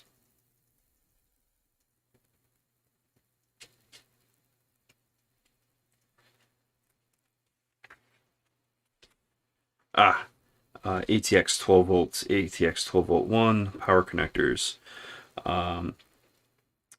With the use of the power connector, the power supply can supply enough stable power to all its components of the motherboard. Connecting the motherboard power connector first, make sure the power supply is turned off. Yeah.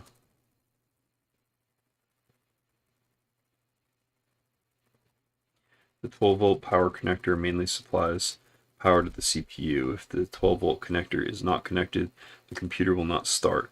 To meet expansion requirements, it is recommended that a power supply can withstand high power consumption, 500 watts or greater. If a power supply is used that does not provide the required power, the result can lead to an unstable unbootable system. Not a problem. We're using a 1200 watt power supply. Not a big deal. And doesn't say anything about only plugging in one of the 12 volt connectors.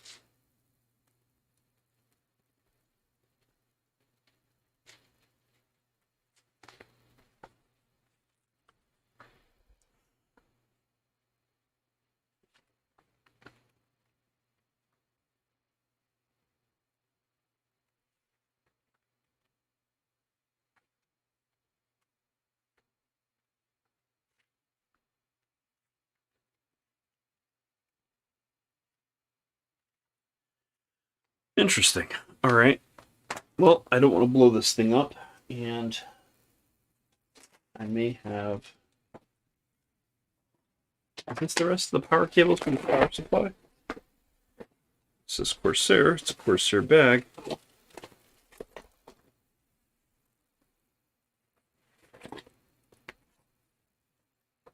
PCIe, Molex,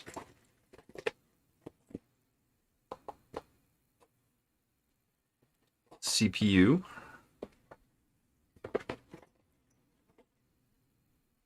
Molex.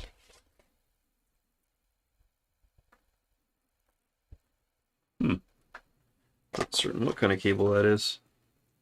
That's a floppy cable. I think that these are in fact the cables for this. Now, I'm going to double check because I don't want to go causing major problems by using the wrong cable. So I'm going to grab the cable that I just took off of the 12 volts on the previous machine, or the previous machine that we set up. So compare the cables themselves.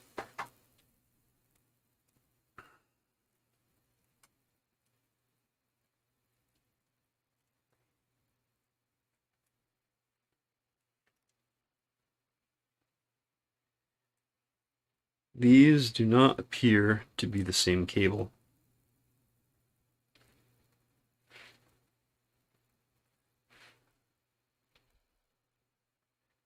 And that's a shame.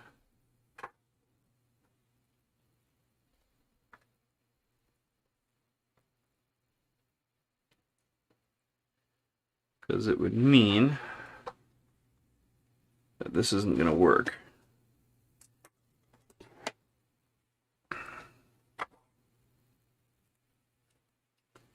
Alright, so I'm going to set that aside for now.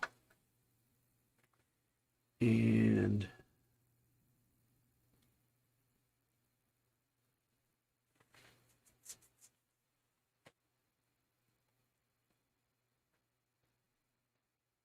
oh. No, that's right.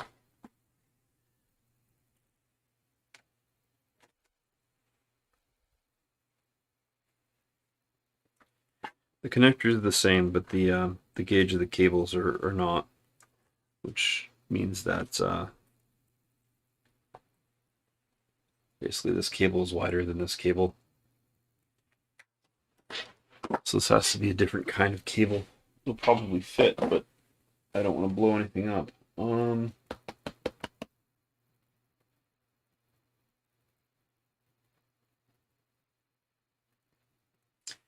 All right, let's continue to see if I do in fact require one of those. Hopefully there's not much edge.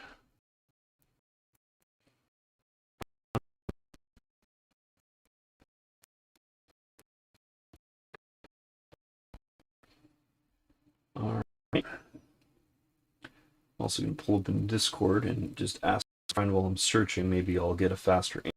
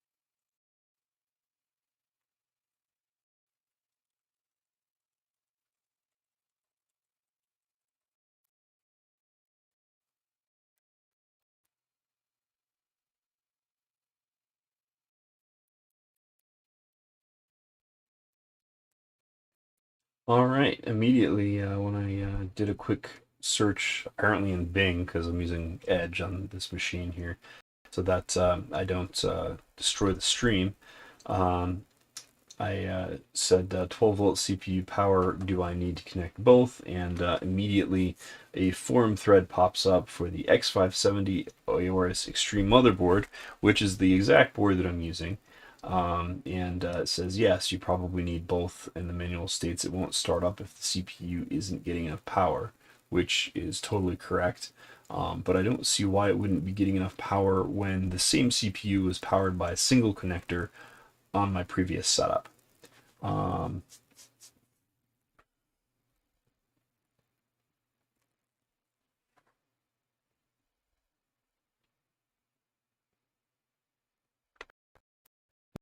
on that.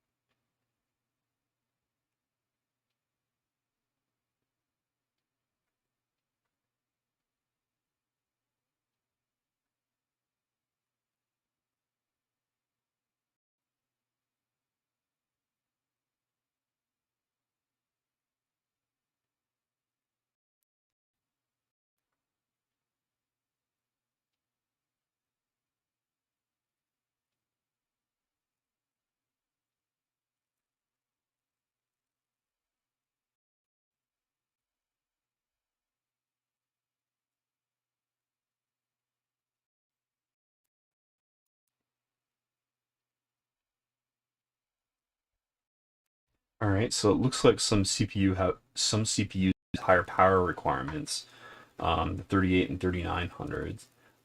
But I've actually been pushing my CPU slightly out of spec with overclocking and sucking down way more power than they normally would, and I have not had a problem on my previous board with just one power connector. Um, Here's another reply that states that both connectors are not required for the system to work. However, having both connected will reduce the amount of current going through each pair of wires, which helps lower the temperature of the wires and connectors.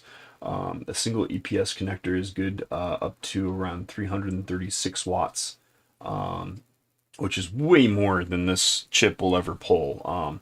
This chip has I believe it's a 90 watt TDP thermal design power, and I've only pushed it up to, I believe the motherboard's limit was 200 or so, maybe 250 watts. And then each one of these is good for 336, so that's proper spec. It also says here that it can supply up to 500 watts without issue for short bursts. I've never needed anywhere near that much power to drive a CPU. That's like if you're going to be doing extreme overclocking, like liquid nitrogen level extreme overclocking. So that's not really what I need.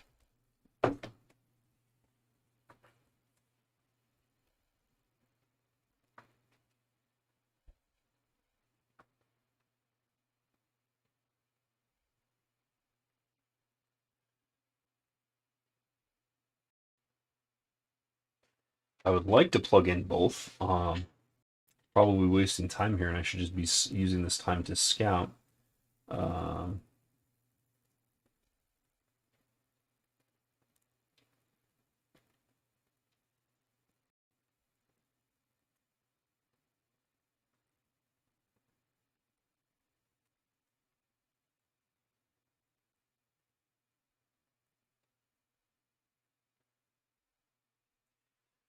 All right, so I see somebody else who's running a similar but not the same board. It's the X570 Master, and this person is using it with a 3900X, which does suck down quite a bit more power than my 3700X. And they're saying that they only use a single pin connector and not both of them. So theoretically, it should work.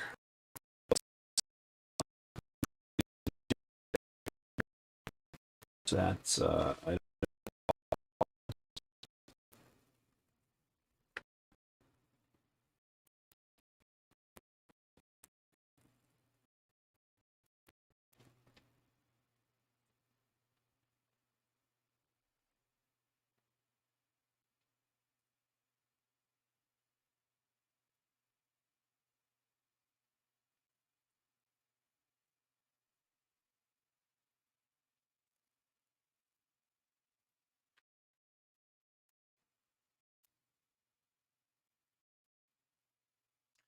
Alright, so I should have been prepared for this. I think I even mentioned it in my unboxing earlier. Um,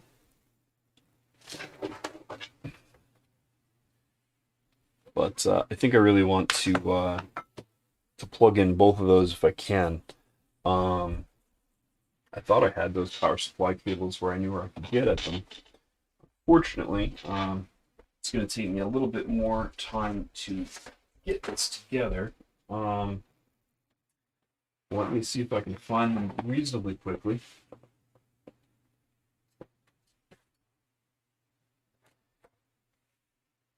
Oh, what is this?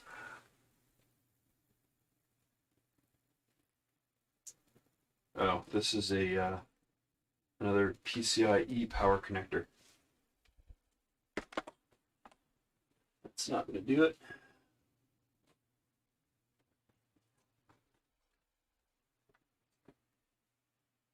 It is for that particular power supply, though. I think I pulled it when I pulled my GeForce GTX 1080 Ti. I had a pair of them a couple of years ago. Oop, here we go, tripping over stuff. Trying not to break things. That would not be good. I'm just going to move this heatsink out of the way.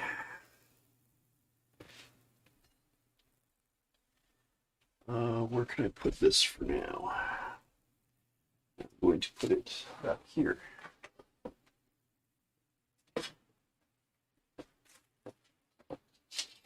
Nope.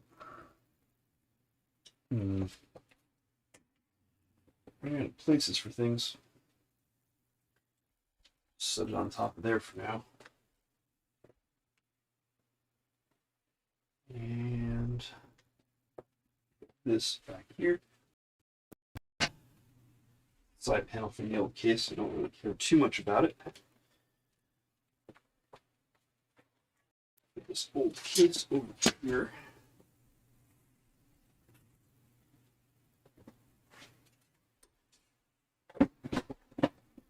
Need more room to work in.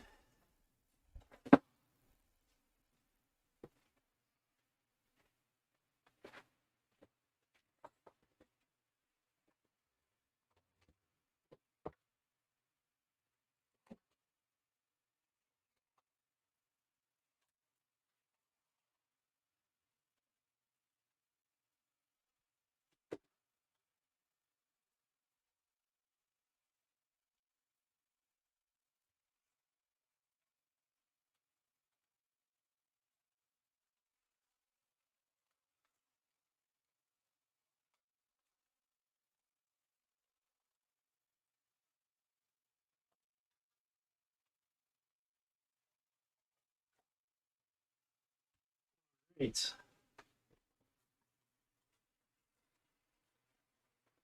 I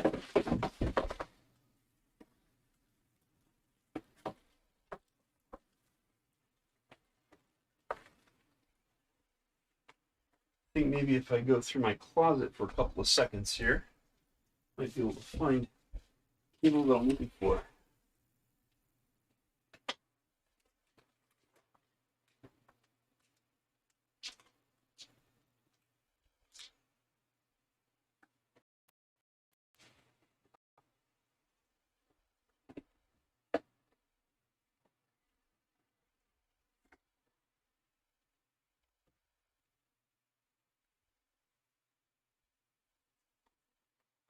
Doesn't appear to be there.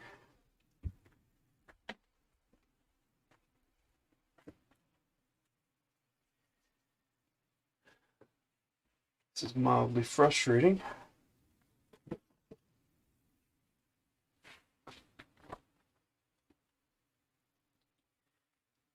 Let's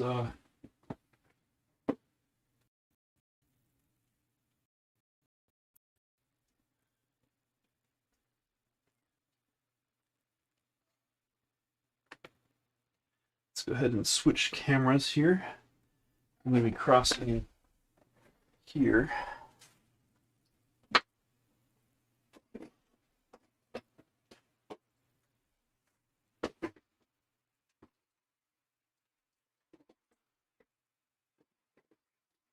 you.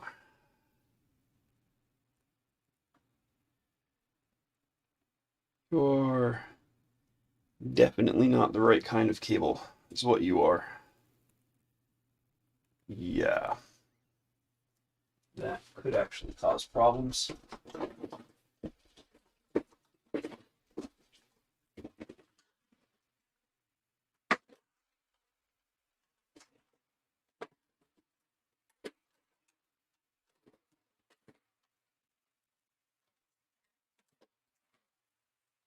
Theoretically, if I need to, I could always order a replacement cable set.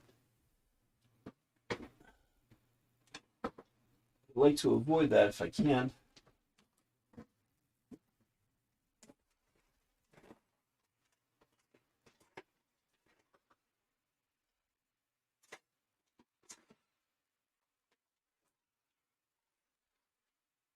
Those cables are not inexpensive.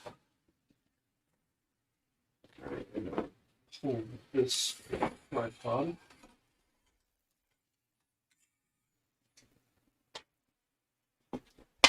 Whoop. Got a ceiling fan.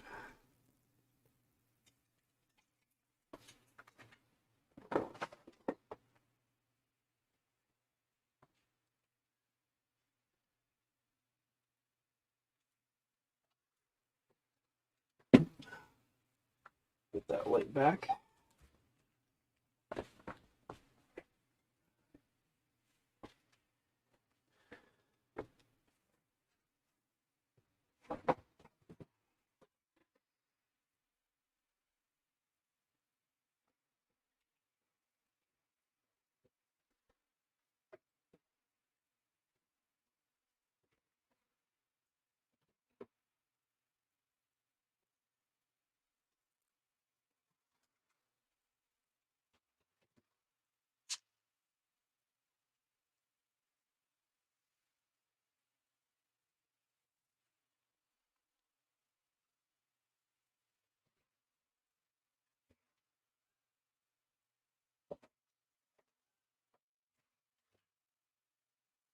Okay.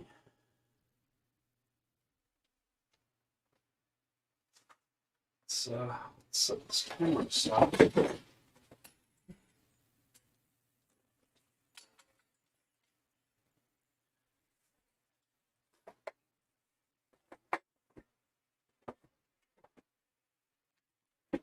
Believe it or not, I did have this tidy good day.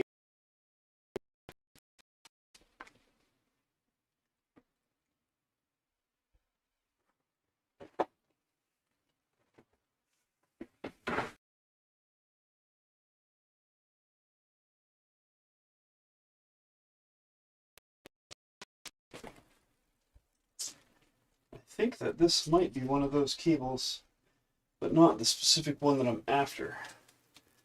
Set that aside for a second. Keep digging in this drawer.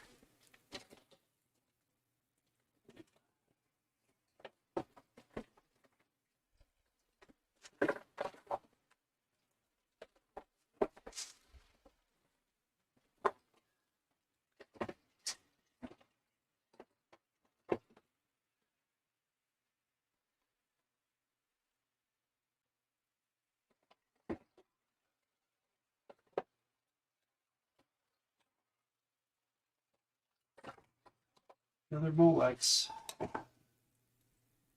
Not what I need. This is from the old power supply. Not useful.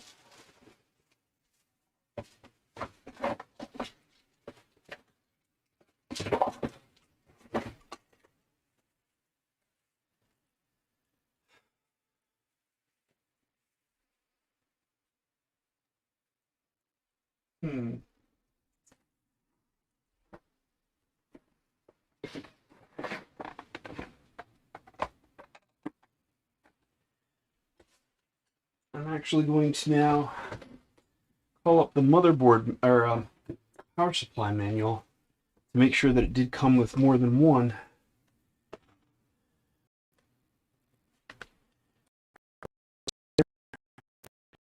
$1,200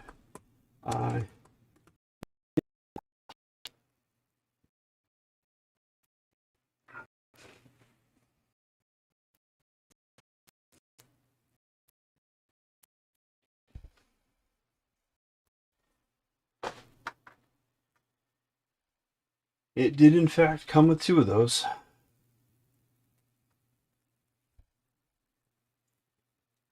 That's pretty frustrating.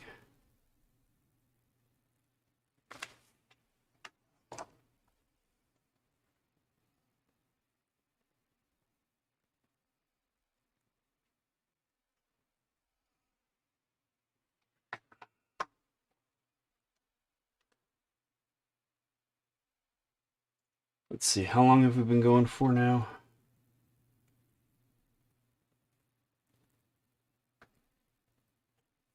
Two hours, and we've done a computer teardown.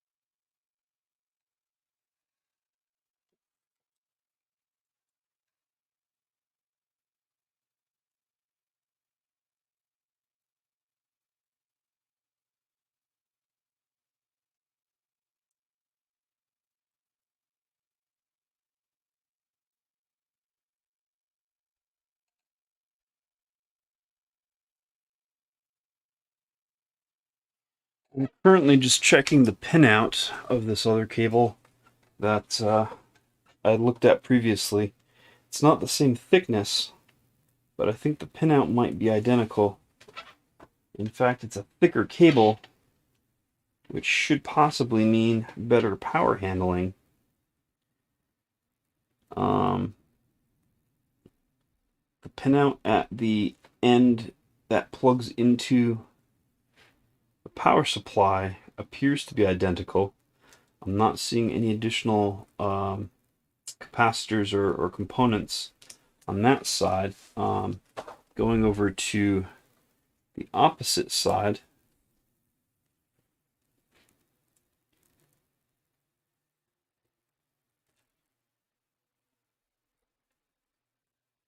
those 4 go into there, these 4 go into there.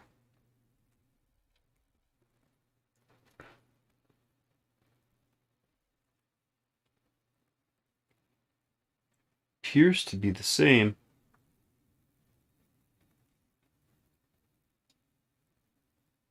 Oh, there's actually an actual label of what the things are here.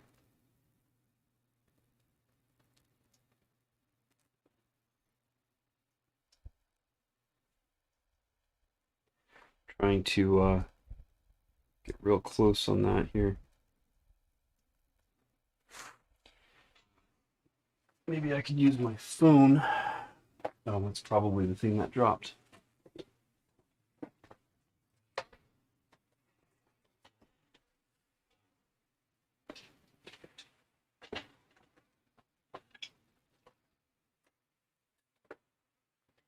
Well, it's definitely the thing that dropped because it's caught, the wire's caught on my chair.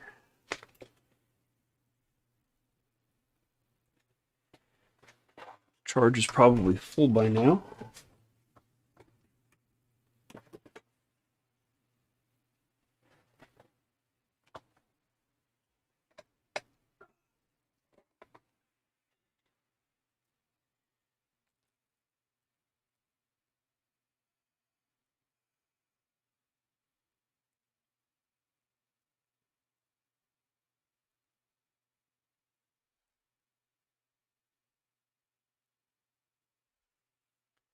All right. I know that the skinnier of the 2 cables are what was previously attached to my machine.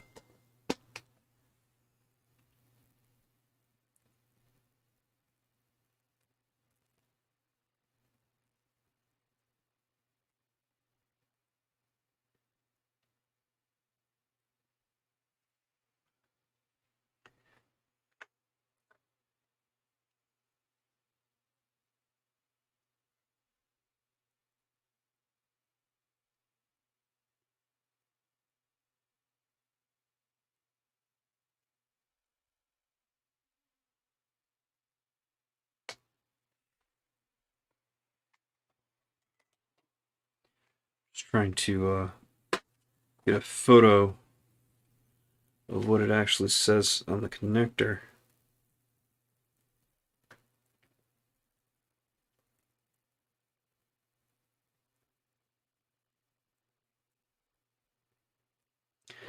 So one says 05V and the other says 04V. That's interesting.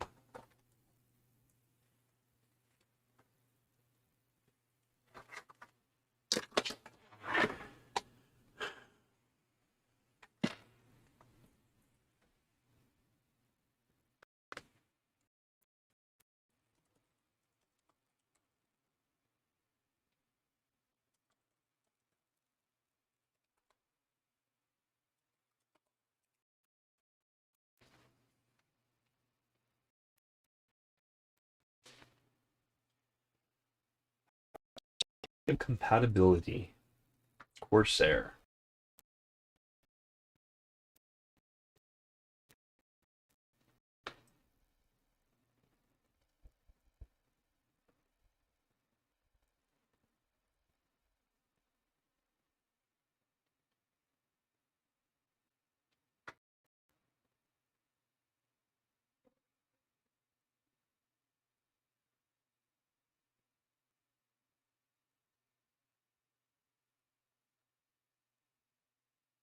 Type 4 8-pin EPS 12 volt.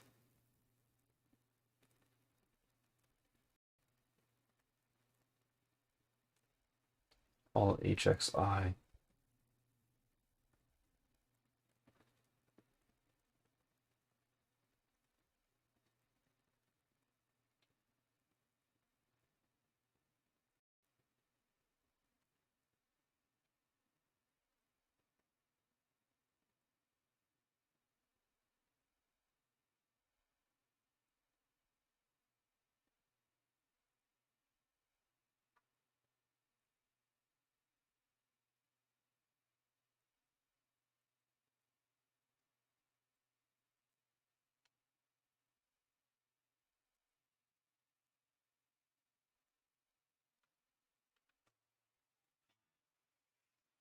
Just trying to think where I would have gotten Corsair power cables otherwise.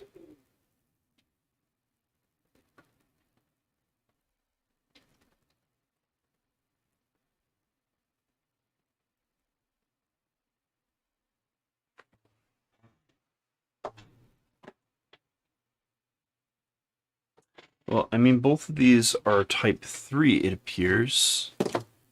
CPU type 3. Type 3.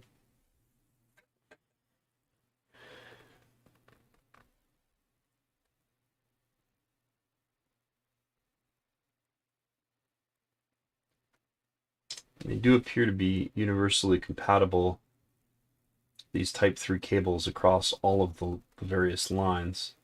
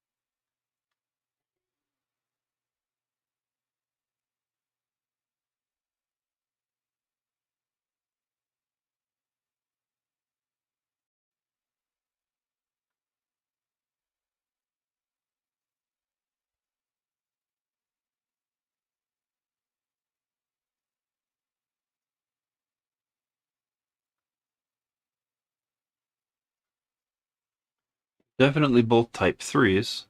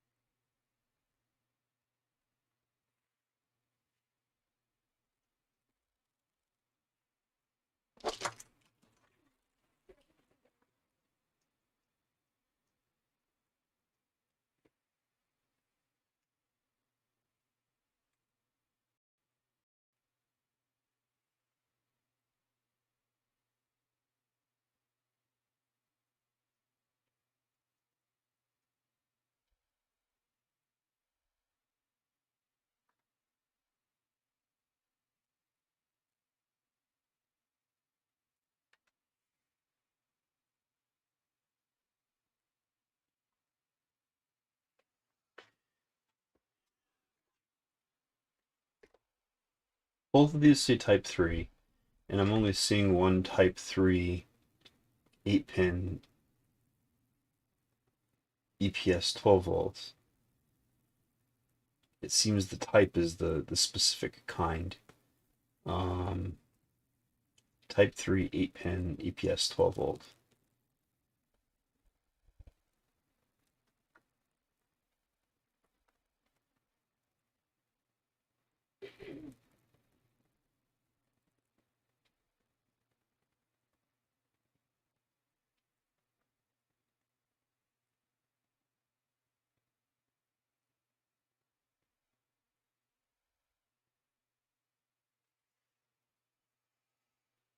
So because they're both Type 3, it looks like they're fine.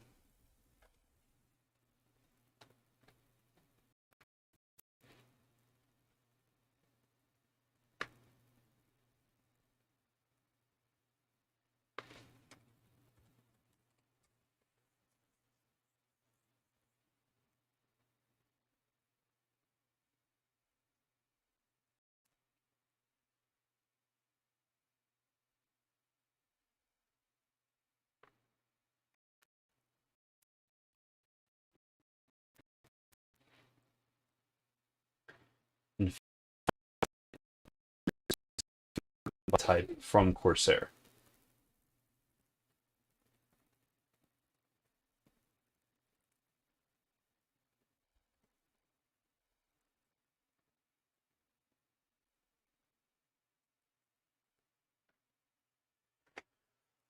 Of course, HX is there, but HXI is not, as far as compatibility on that series.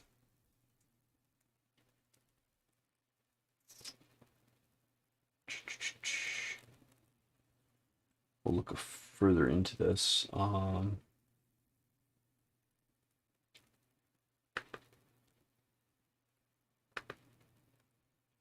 Is there more accessories?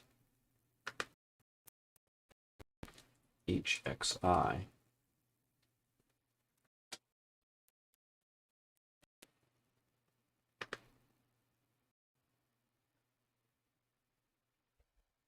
Individually sleeved cable. Type 3. Generation 2.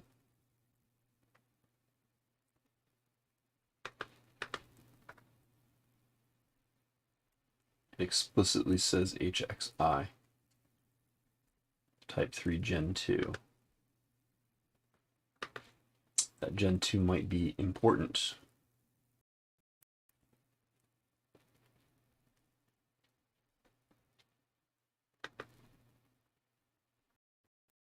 Here we go, new Type 3 cables.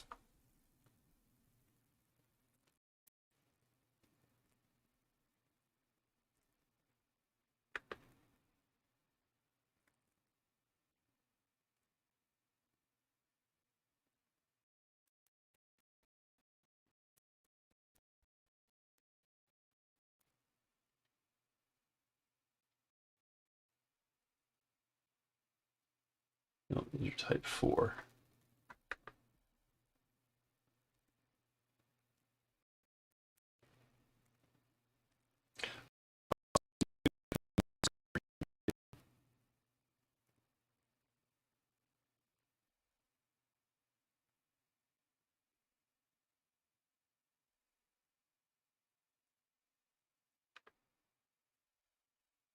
Sorry to bring it along for to cause any major problems when I put this. Edit out all of these really annoying silences later on.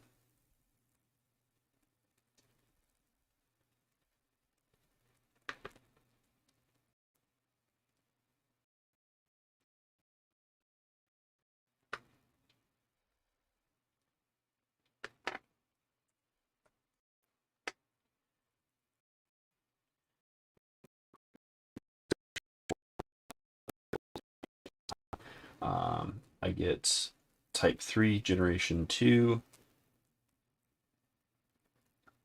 This explicitly lists HXI/RM. Let's see if they actually have a type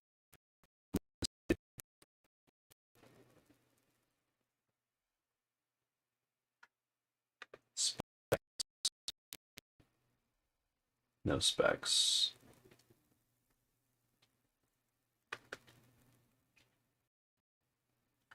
I wish I could easily share my screen here, at least to give you something to look at while I'm browsing through here.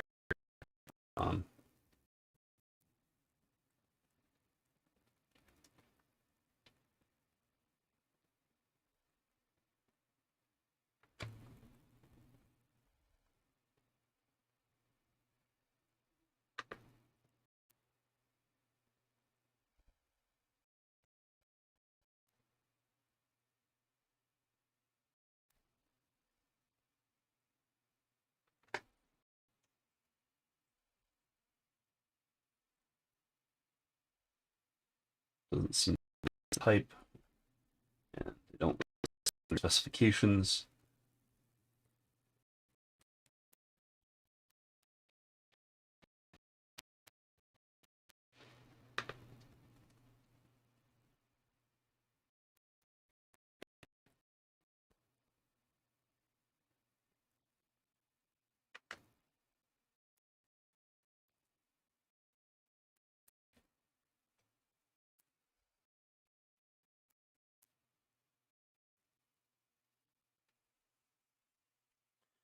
So it looks like Type 3 is Generation 2, so I don't have to worry about different types of Type 3. And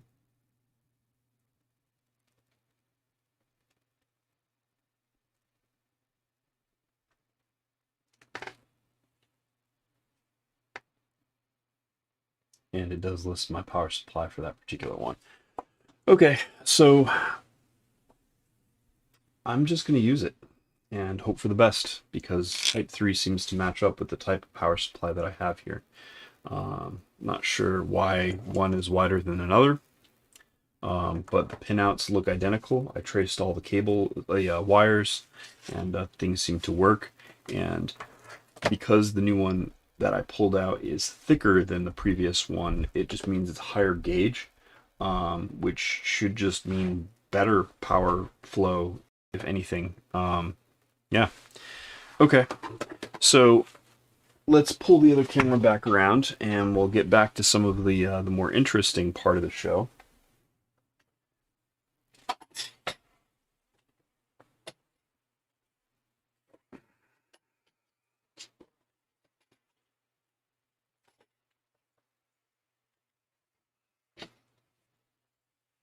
All right. That's there. There.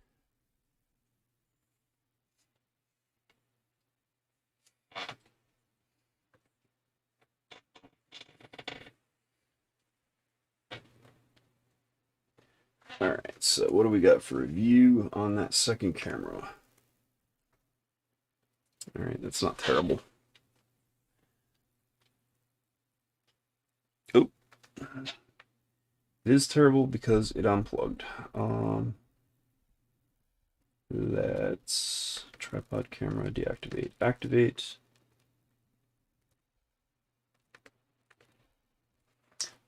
All right, let's unplug it and plug it back in again.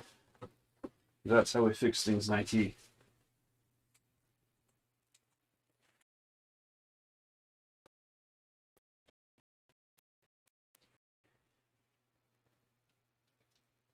Power issue? Nope. Ah, there we go. Back online. And you can still hear me? Good. Okay. All right, so this board.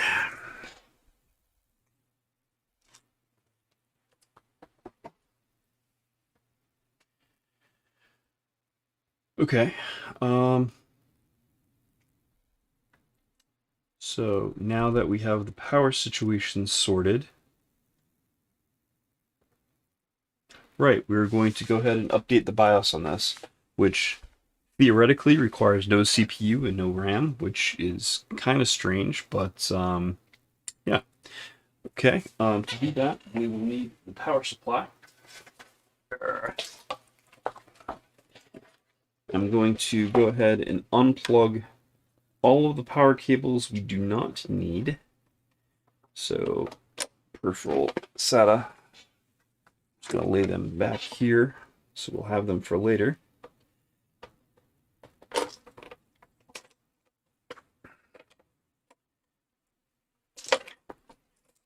It'll also help us with cable management to install things as we need them. We have a nice case, so there's no reason to have to go through the same problems with our cables as we did before.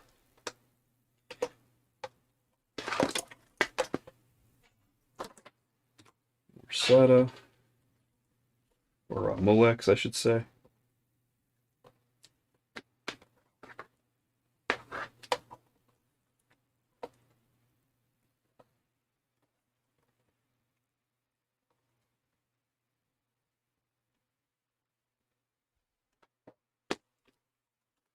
Alright, so this is the 24 pin.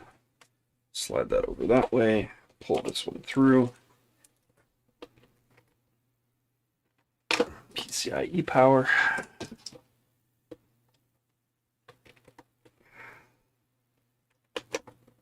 More PCIe power. Oop, and a USB cable that wants to come along for the ride. We don't actually need a USB cable right now either. I'll route that separately later. Alright. So the only thing I currently have plugged in on the back side of this, which I'll go ahead and show you guys. So this is peripheral and SATA up here. So this is all 6+2, 12 volts. And we have plenty of connectors for those. And down here, this is just the 124-pin connector. That's all we have plugged in currently. All right. So I'm going to flip this so that it's up. I don't want to scratch this up too much, but I am going to set it on my desk. And I'm going to put that 24 volt away from me.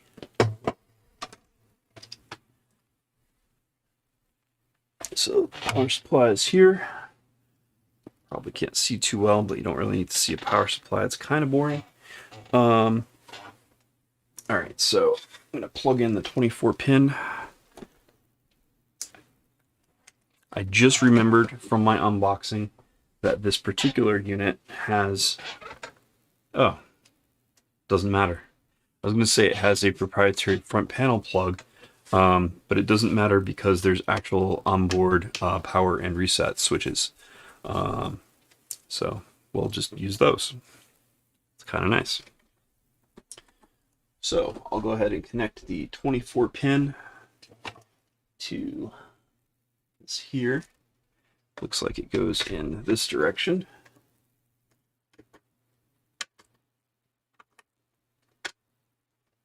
Okay, that's good. That'll hopefully go through the grommets in the case. Just route that down. We've got CPU power. So this goes to CPU. This also goes to CPU. Now I'm going to unplug all of this stuff when we're done updating the BIOS in order to put it all in the case and get all that started. But meanwhile, I'm just going to go ahead and plug these in. It looks like these can go anywhere that the PCIe can. So I'm just going to plug those into the first two available slots that I see. Nice and easy. That should be all we need in order to update the BIOS on this, with the exception of the BIOS itself. So I'm going to swing this around, and mostly staring at my back here. Let's see if I can get laptop in frame, maybe, almost, no, sort of.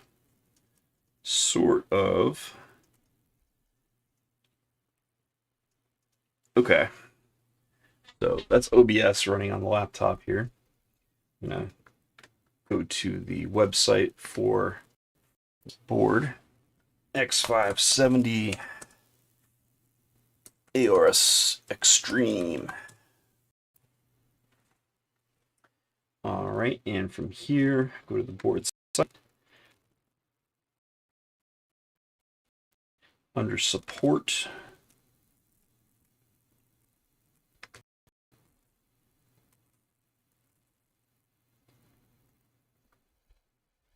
Under support, I'm going to go to make sure that Windows 10 64 is, oh, it doesn't really matter at this point because BIOS is agnostic. We'll go under BIOS. F33A is the latest BIOS. Came out 1/22/2021. So, wow, just like a few days ago. And let's just check a look at the change log here. Description: update AMD Agiza Combo V2 1.2.0.0. So it's the latest version of Agiza. That's good. The previous BIOS F32 updated the previous version of Agiza, performance optimized for Ryzen 5000 series processors. That's good. So we'll have that there. And they added resized bar support for AMD Smart Access memory, which should conceivably also work for the 3090 that I have here, as that too supports resizable bar. At least it did on my previous board. The X470 board did that. So yeah, let's grab the latest BIOS, download.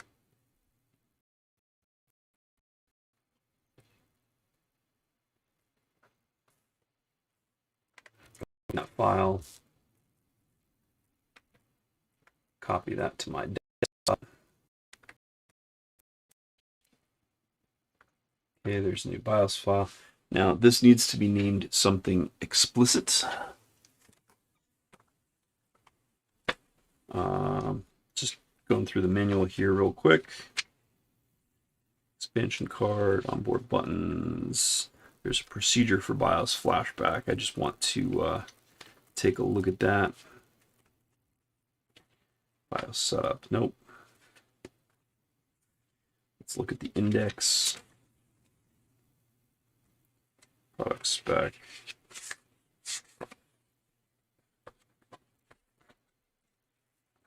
Index. All right. Installation product spec. Installing CPU, installing CPU cooler, installing memory, expansion board, front panel, and connectors. Unique features. Updating BIOS with QFlash utility. QFlash plus 75. All right, using QFlash plus. Before you use QFlash plus, follow the steps below in sequence. From Gigabyte's website, download the latest compressed BIOS file that matches your motherboard model. I did that. Uncompress the downloaded BIOS file, save it to your USB flash drive, and rename it to gigabyte.bin. Gigabyte in all caps, bin in all non-caps.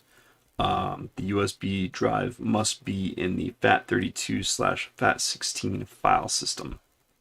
That's kind of a bummer. I don't know if I have a blank flash drive that I can format easily using that.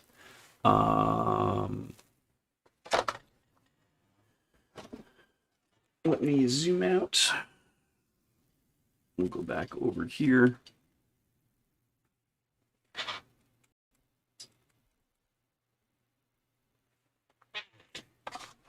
Looking around for a flash drive real quick. Oh,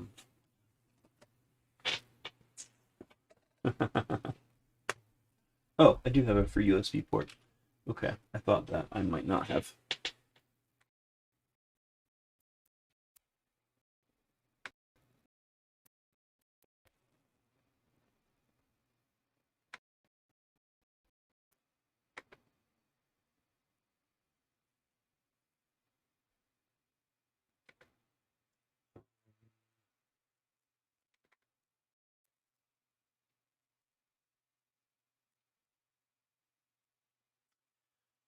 This is a Windows install USB. Because I've already made one on a different drive, so I'm going to go ahead and remove this. I'm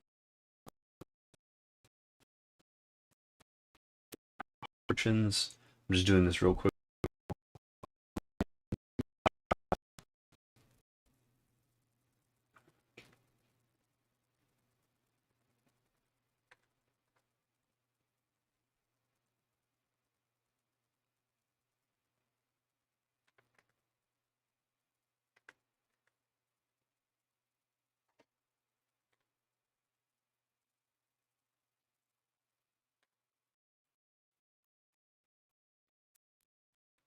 Okay, I just wiped it clean. New simple volume.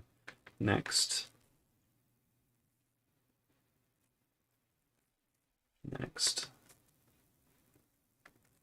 Next. FAT32. Allocation size is fine. Default, default, default. Next.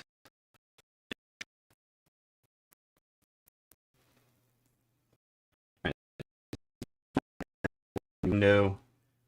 Drop that Gigabyte BIOS.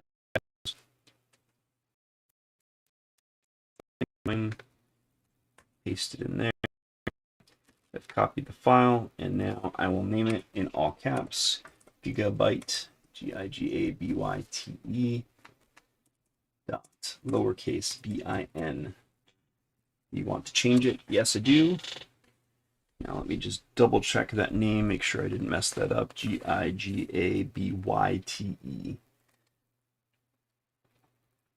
Yep, that's correct. All right.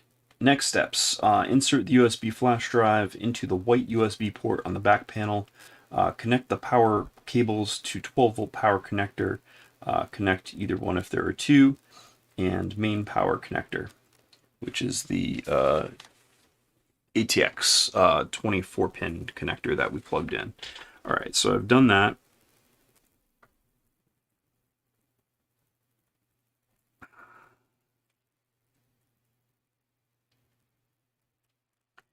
All right, B, using QFlash Plus. Press the QFlash Plus button, and the system will automatically search and match the match the BIOS file in the USB flash drive on the white USB port.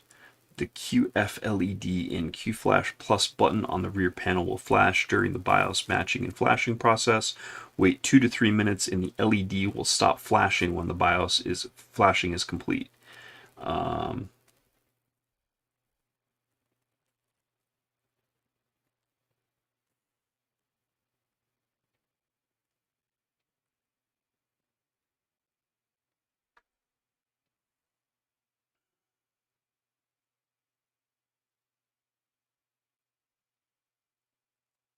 Okay. That should be it then. I'm going to go ahead and eject this. So eject the flash drive. Okay. Eject. Now, this little guy is the flash drive. Teeny tiny flash drive. I love these. This is a SanDisk Cruiser Fit. This is a 32 gigabyte model. This is actually the drive that used to be the primary file system for my network attached storage drive before I upgraded my units. Now I still use a Cruiser Fit, but it's the 128 gigabyte model. Not because of the expanded storage, I really only need about 16 gigabytes, honestly, but because the new versions of the Cruiser Fit are USB 3 versus the USB 2 that this is. I am going to turn this motherboard so the camera can watch the flashing process.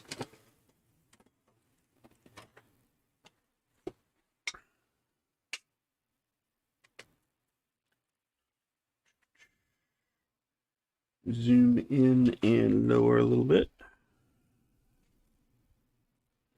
So this is the back panel that would normally be exposed when the motherboard is in the case. So this is all the rear I/O of the computer here. Now it says to stick it in the white USB port. So this is the white USB port. So it has been stuck. Now I need to get power to my power supply.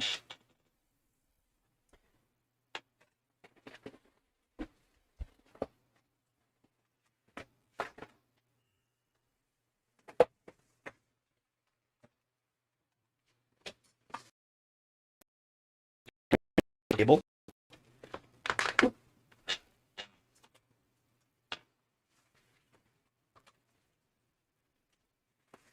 Okay, this power cable is now live, plugged into electricity via a plug bar. Now plug this in. Power supply should be currently powered off, I believe. Oh no, it's on.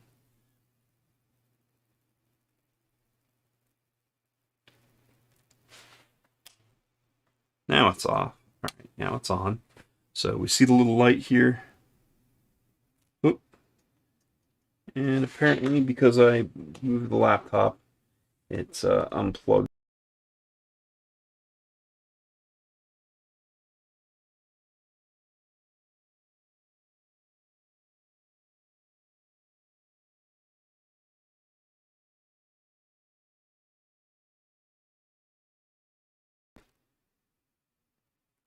Are we back? Yes, we're back. That minor interruption. Is this camera working? Yes, it is. Okay, cool. We're back online. All right. So you'll note that this button here is QFlash Plus on top. This button here is Clear CMOS. That's lit. It's an option that we have. But instead, we're going to push the QFlash Plus button. Now the flash drive is currently blinking, indicating that there's activity there. Still nothing as far as the QFlash Plus light. Oh, there's the QFlash Plus light going on and off there. It's blinking.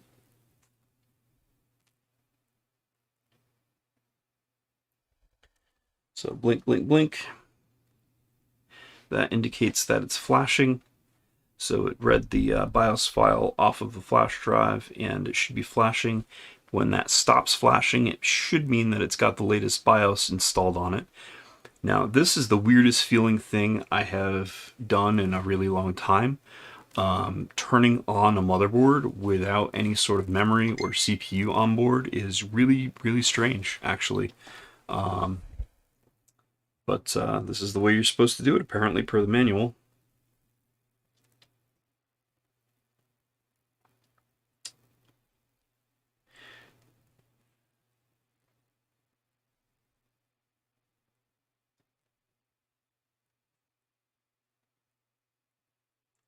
Just received a message that dinner is almost ready. So I'll go ahead and make sure that this is flashed properly and get that situated. And I think I will have a break and resume this in a part 2 once this BIOS is flashed. Because I'm going on, let's see, I've been streaming for almost 3 hours, and I'm actually kind of hungry. Finished my tea though. Only one swallow left. And the QFlash button seems to be flashing a lot quicker. I'm hoping that indicates that things are going well, properly. The manual says that that light should stop blinking when the BIOS is done flashing. So we'll see how that works out.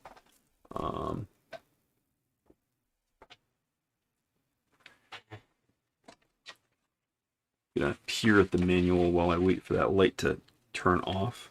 What was that? 72, I think it was. 75.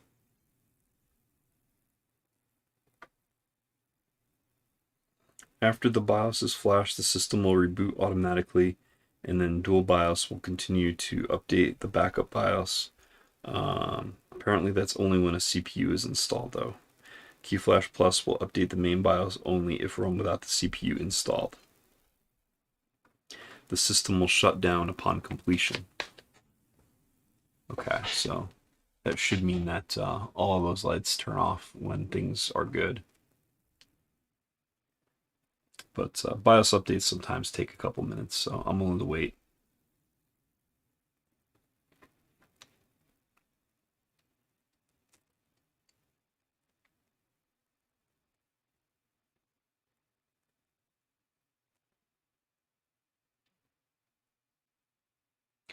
Another thing I do notice about this particular board is that it is absolutely silent. There's no fans on it at all, which is kind of strange for an X570 board.